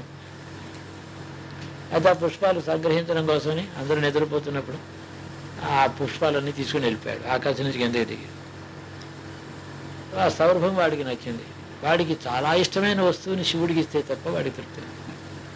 తనకి ఏది ఇష్టమో అది శివుడికి ఇచ్చుకోవడం మనుషుడికి స్వభావం.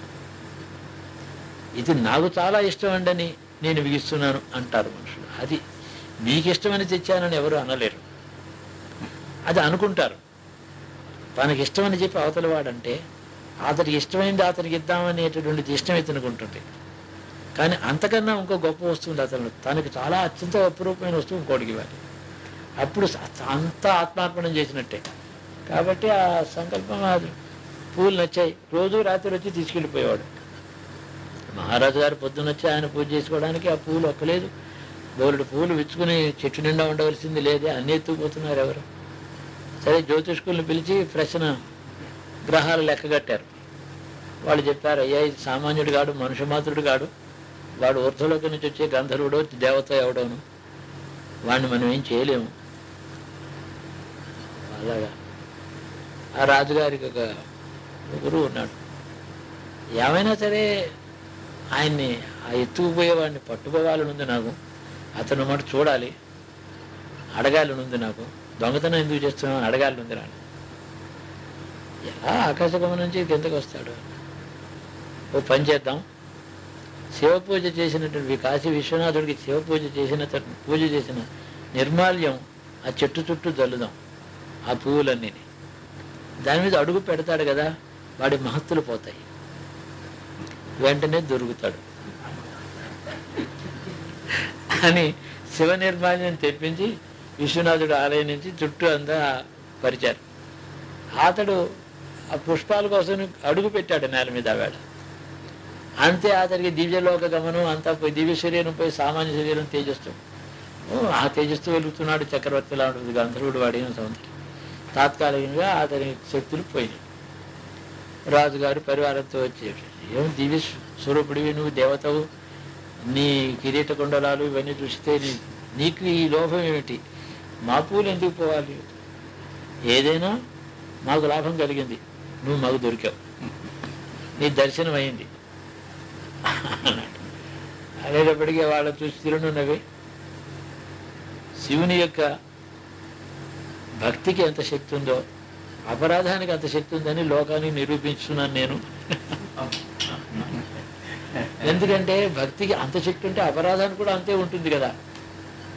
కానీ చూడండి, ఇంత అపరాధం, నా దివ్యశక్తులన్నీ పోయి మామూలు శరీరంతో ఇక్కడ మీ ముందు నిలబడ్డాను. చూడండి ఆయన మహత్వం ఇప్పుడు మీకు చెప్తానని చెప్పి, మహిమ్న పారంతే పరమ విదుషో యశదృశి స్తుతిర్ బ్రహ్మాదీనా తదవసన్నాస్త్వైగిర అధా వాచ్య సముతి పరిణామావతి మమాపేష స్తోత్రేహర నిరపవాద పరికర అంటాడు. అంటే గుణామిచ్చి నిన్ను నీ మహత్తుని స్తోత్రం చేయదలుచుకున్నానయ్యా. ఇప్పుడు నా మహత్తు కాస్త పోయింది, నాకు ఉండేటప్పుడు కొంచెం మహత్తు ఉంది. ఈ దివ్య శరీరంలో నేను లోకాలు విహరిస్తున్నాను, అన్ని లోకాలు చూస్తూ, ఆ కాస్త పోగొట్టుకున్నాను. దీనికి మళ్ళీ నాకుండే అల్పమైన మహత్తు నాకు రావాలి, నాకు కోరిక. నేను గంధర్వుని, రాజుని, భూలోకంలో ఉంటానా, మరి ఏం తీసుకుంటే నీ మహత్తుని గురించి స్మరిస్తే నా మహత్తు నాకు వస్తుంది. లాజిక్ ఎంత బాగుంది. చాలా ఇంటెలిజెంట్. నీ మహత్తుని గురించి స్తోత్రం చేస్తాను.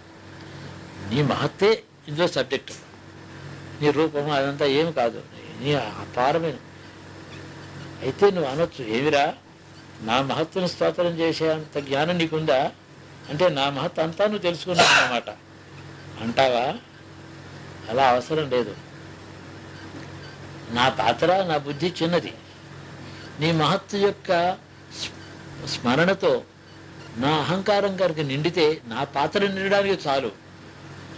నా పాత్ర నిండడానికి సముద్రం అంతా తెచ్చుకోవాలేమిటి, అమృత సముద్రం బోలుడు ఉంది. అది నా బుద్ధికి పూర్తిగా నిండే అంతవరకు నీ స్తోత్రం చేస్తాను. నా బుద్ధి అల్పం కాబట్టి వెంటనే నిండుతుంది. నీ మహత్తుని స్మరించాను కాబట్టి నాకు కార్యం నెరవేరుతుంది. ఆ అర్థం అన్నమాట ఇది. ఈ శ్లోకంలో మొదటే శివుని యొక్క మహత్తుని గురించి స్తోత్రం చేస్తానని అహంకారం అంటావేమో, నాకు తెలుసు ఆ విషయం అంటాడు. మహిమ్న పారంతే పరమ విదుషో యశదృషి. మహావిద్వాంసులు వేదాంగములు చదివి చతుర్వేదములు కూడా నిన్ను స్తోత్రం చేద్దామని అనుకుని చకితమై నిర్ఘాంతపోయినాయి. చకితం అభిదత్తే శృతిరపి అంటాడు అన్నమాట. శృతి వేదం కూడా నేను స్తోత్రం చేయాలని, అనంతావే వేదాహ కదా, స్తోత్రాలు చేసి చేసి చేసి చేసి ఏమీ కూడా నేను దాన్ని పారముట్టలేక, నీలో ఒక అణు మాత్రం కూడా స్తోత్రం చేయడం చేతగాక చకితమై మౌనం వహించాయి వేదములు. అట్టి నిన్ను నేను స్తోత్రాలు. నా అల్పత్వం నాకు తెలుసు, నాకు వచ్చే ఫలము నాకు తెలుసు. నీ దయ అంటే ఎలాంటిదో నాకు తెలియదు. నీ దయ సంపూర్ణంగా కావాలేమిటి ఎవరికైనా. సంపూర్ణంగా ఎందుకు? బ్రహ్మదేవుడికి ఒక అణుమాత్రం దయ కలిగింది, ఆయన బ్రహ్మదేవుడైనాడు. కాబట్టి నాదెంత కావాలి, నాకు కావాల్సింది అంటాడు. 32 శ్లోకాల్లో 32 కళలు శివుడి ఉన్నాయని చెప్పి మంత్రశాస్త్రం చెప్పి 32 కళలు.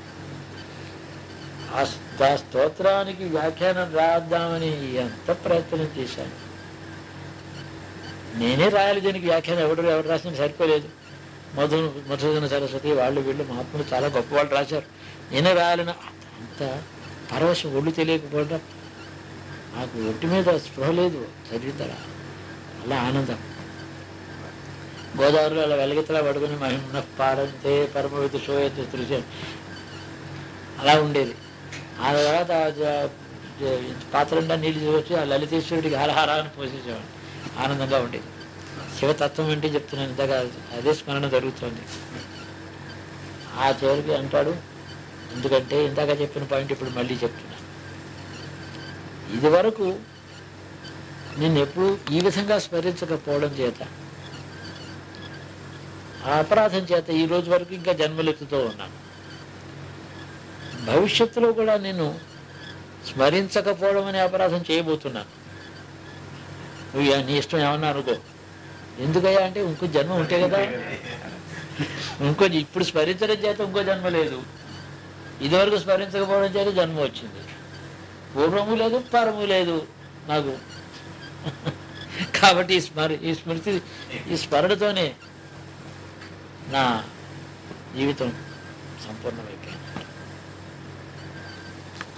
ఎన్నో మరి ఎన్ని కాపీలు దొరికాయి మహిమ స్తోత్రం అంటే, దాన్ని పుస్తకం దొరికేలా గట్టిగా పట్టుకోవాలి, గుండెగా అద్దుకోవాలి. ఏమిటో నాకు ఆనందం ఉంటుంది. కాశీలో గొప్ప పండితులు రుద్రమంత్రాలతో అభిషేకం చేసే బదులు మహిమ్న స్తోత్రంతో పారాయణ చేసి అభిషేకం చేస్తున్నారు చాలామంది. 65లో నేను వెళ్ళినప్పుడు పెద్ద రుద్రాక్షలు అవి పెట్టుకుని గడ్డం అది పెట్టుకుని బ్రహ్మాండంగా కూర్చున్నాడు. బ్రహ్మరాక్షసులా ఉన్నాడు, అంతలా పొడిగా గంభీరంగా ఉన్నాడు, రావణాసురులాగా. ఏదో వేదమంత్రంతో చేస్తున్నాడు అభిషేకం అనుకున్నాను. ఇదే మళ్ళీ 2-3 మాటలు మహిమ్న స్తోత్రంతోనే చేస్తున్నాడు. అతను అన్నాడు, మహిమ్న స్తోత్రం చేస్తున్నంటే పండిట్జీ బయటో అన్నాడు. నాకు ఏక్ బాత్ పతాంగా ఆపుకో అన్నాడు. వేదమంత్రాలతో మీరు అభిషేకం చేస్తారు కదా, వేదమంత్రాలు ఎవరి నుంచి వచ్చాయి, ఎవరి నోటి వచ్చాయి? మానవ మాత్రుడైన మహర్షుల్లోంచి వచ్చాయి, జ్ఞానులు వాళ్ళు, ఆయన మానవ శరీరాలు అవి. మహిమ్న స్తోత్రం దేవత నుంచి వచ్చింది, వేదం కంటే గొప్పదని నేను అనుకుంటున్నాను. सही हो या गलत हो, मेरा भावना मेरा है, सब करने वाला उन्होंने, दाता दयालु है उन्होंने, दयामयुడైన दाता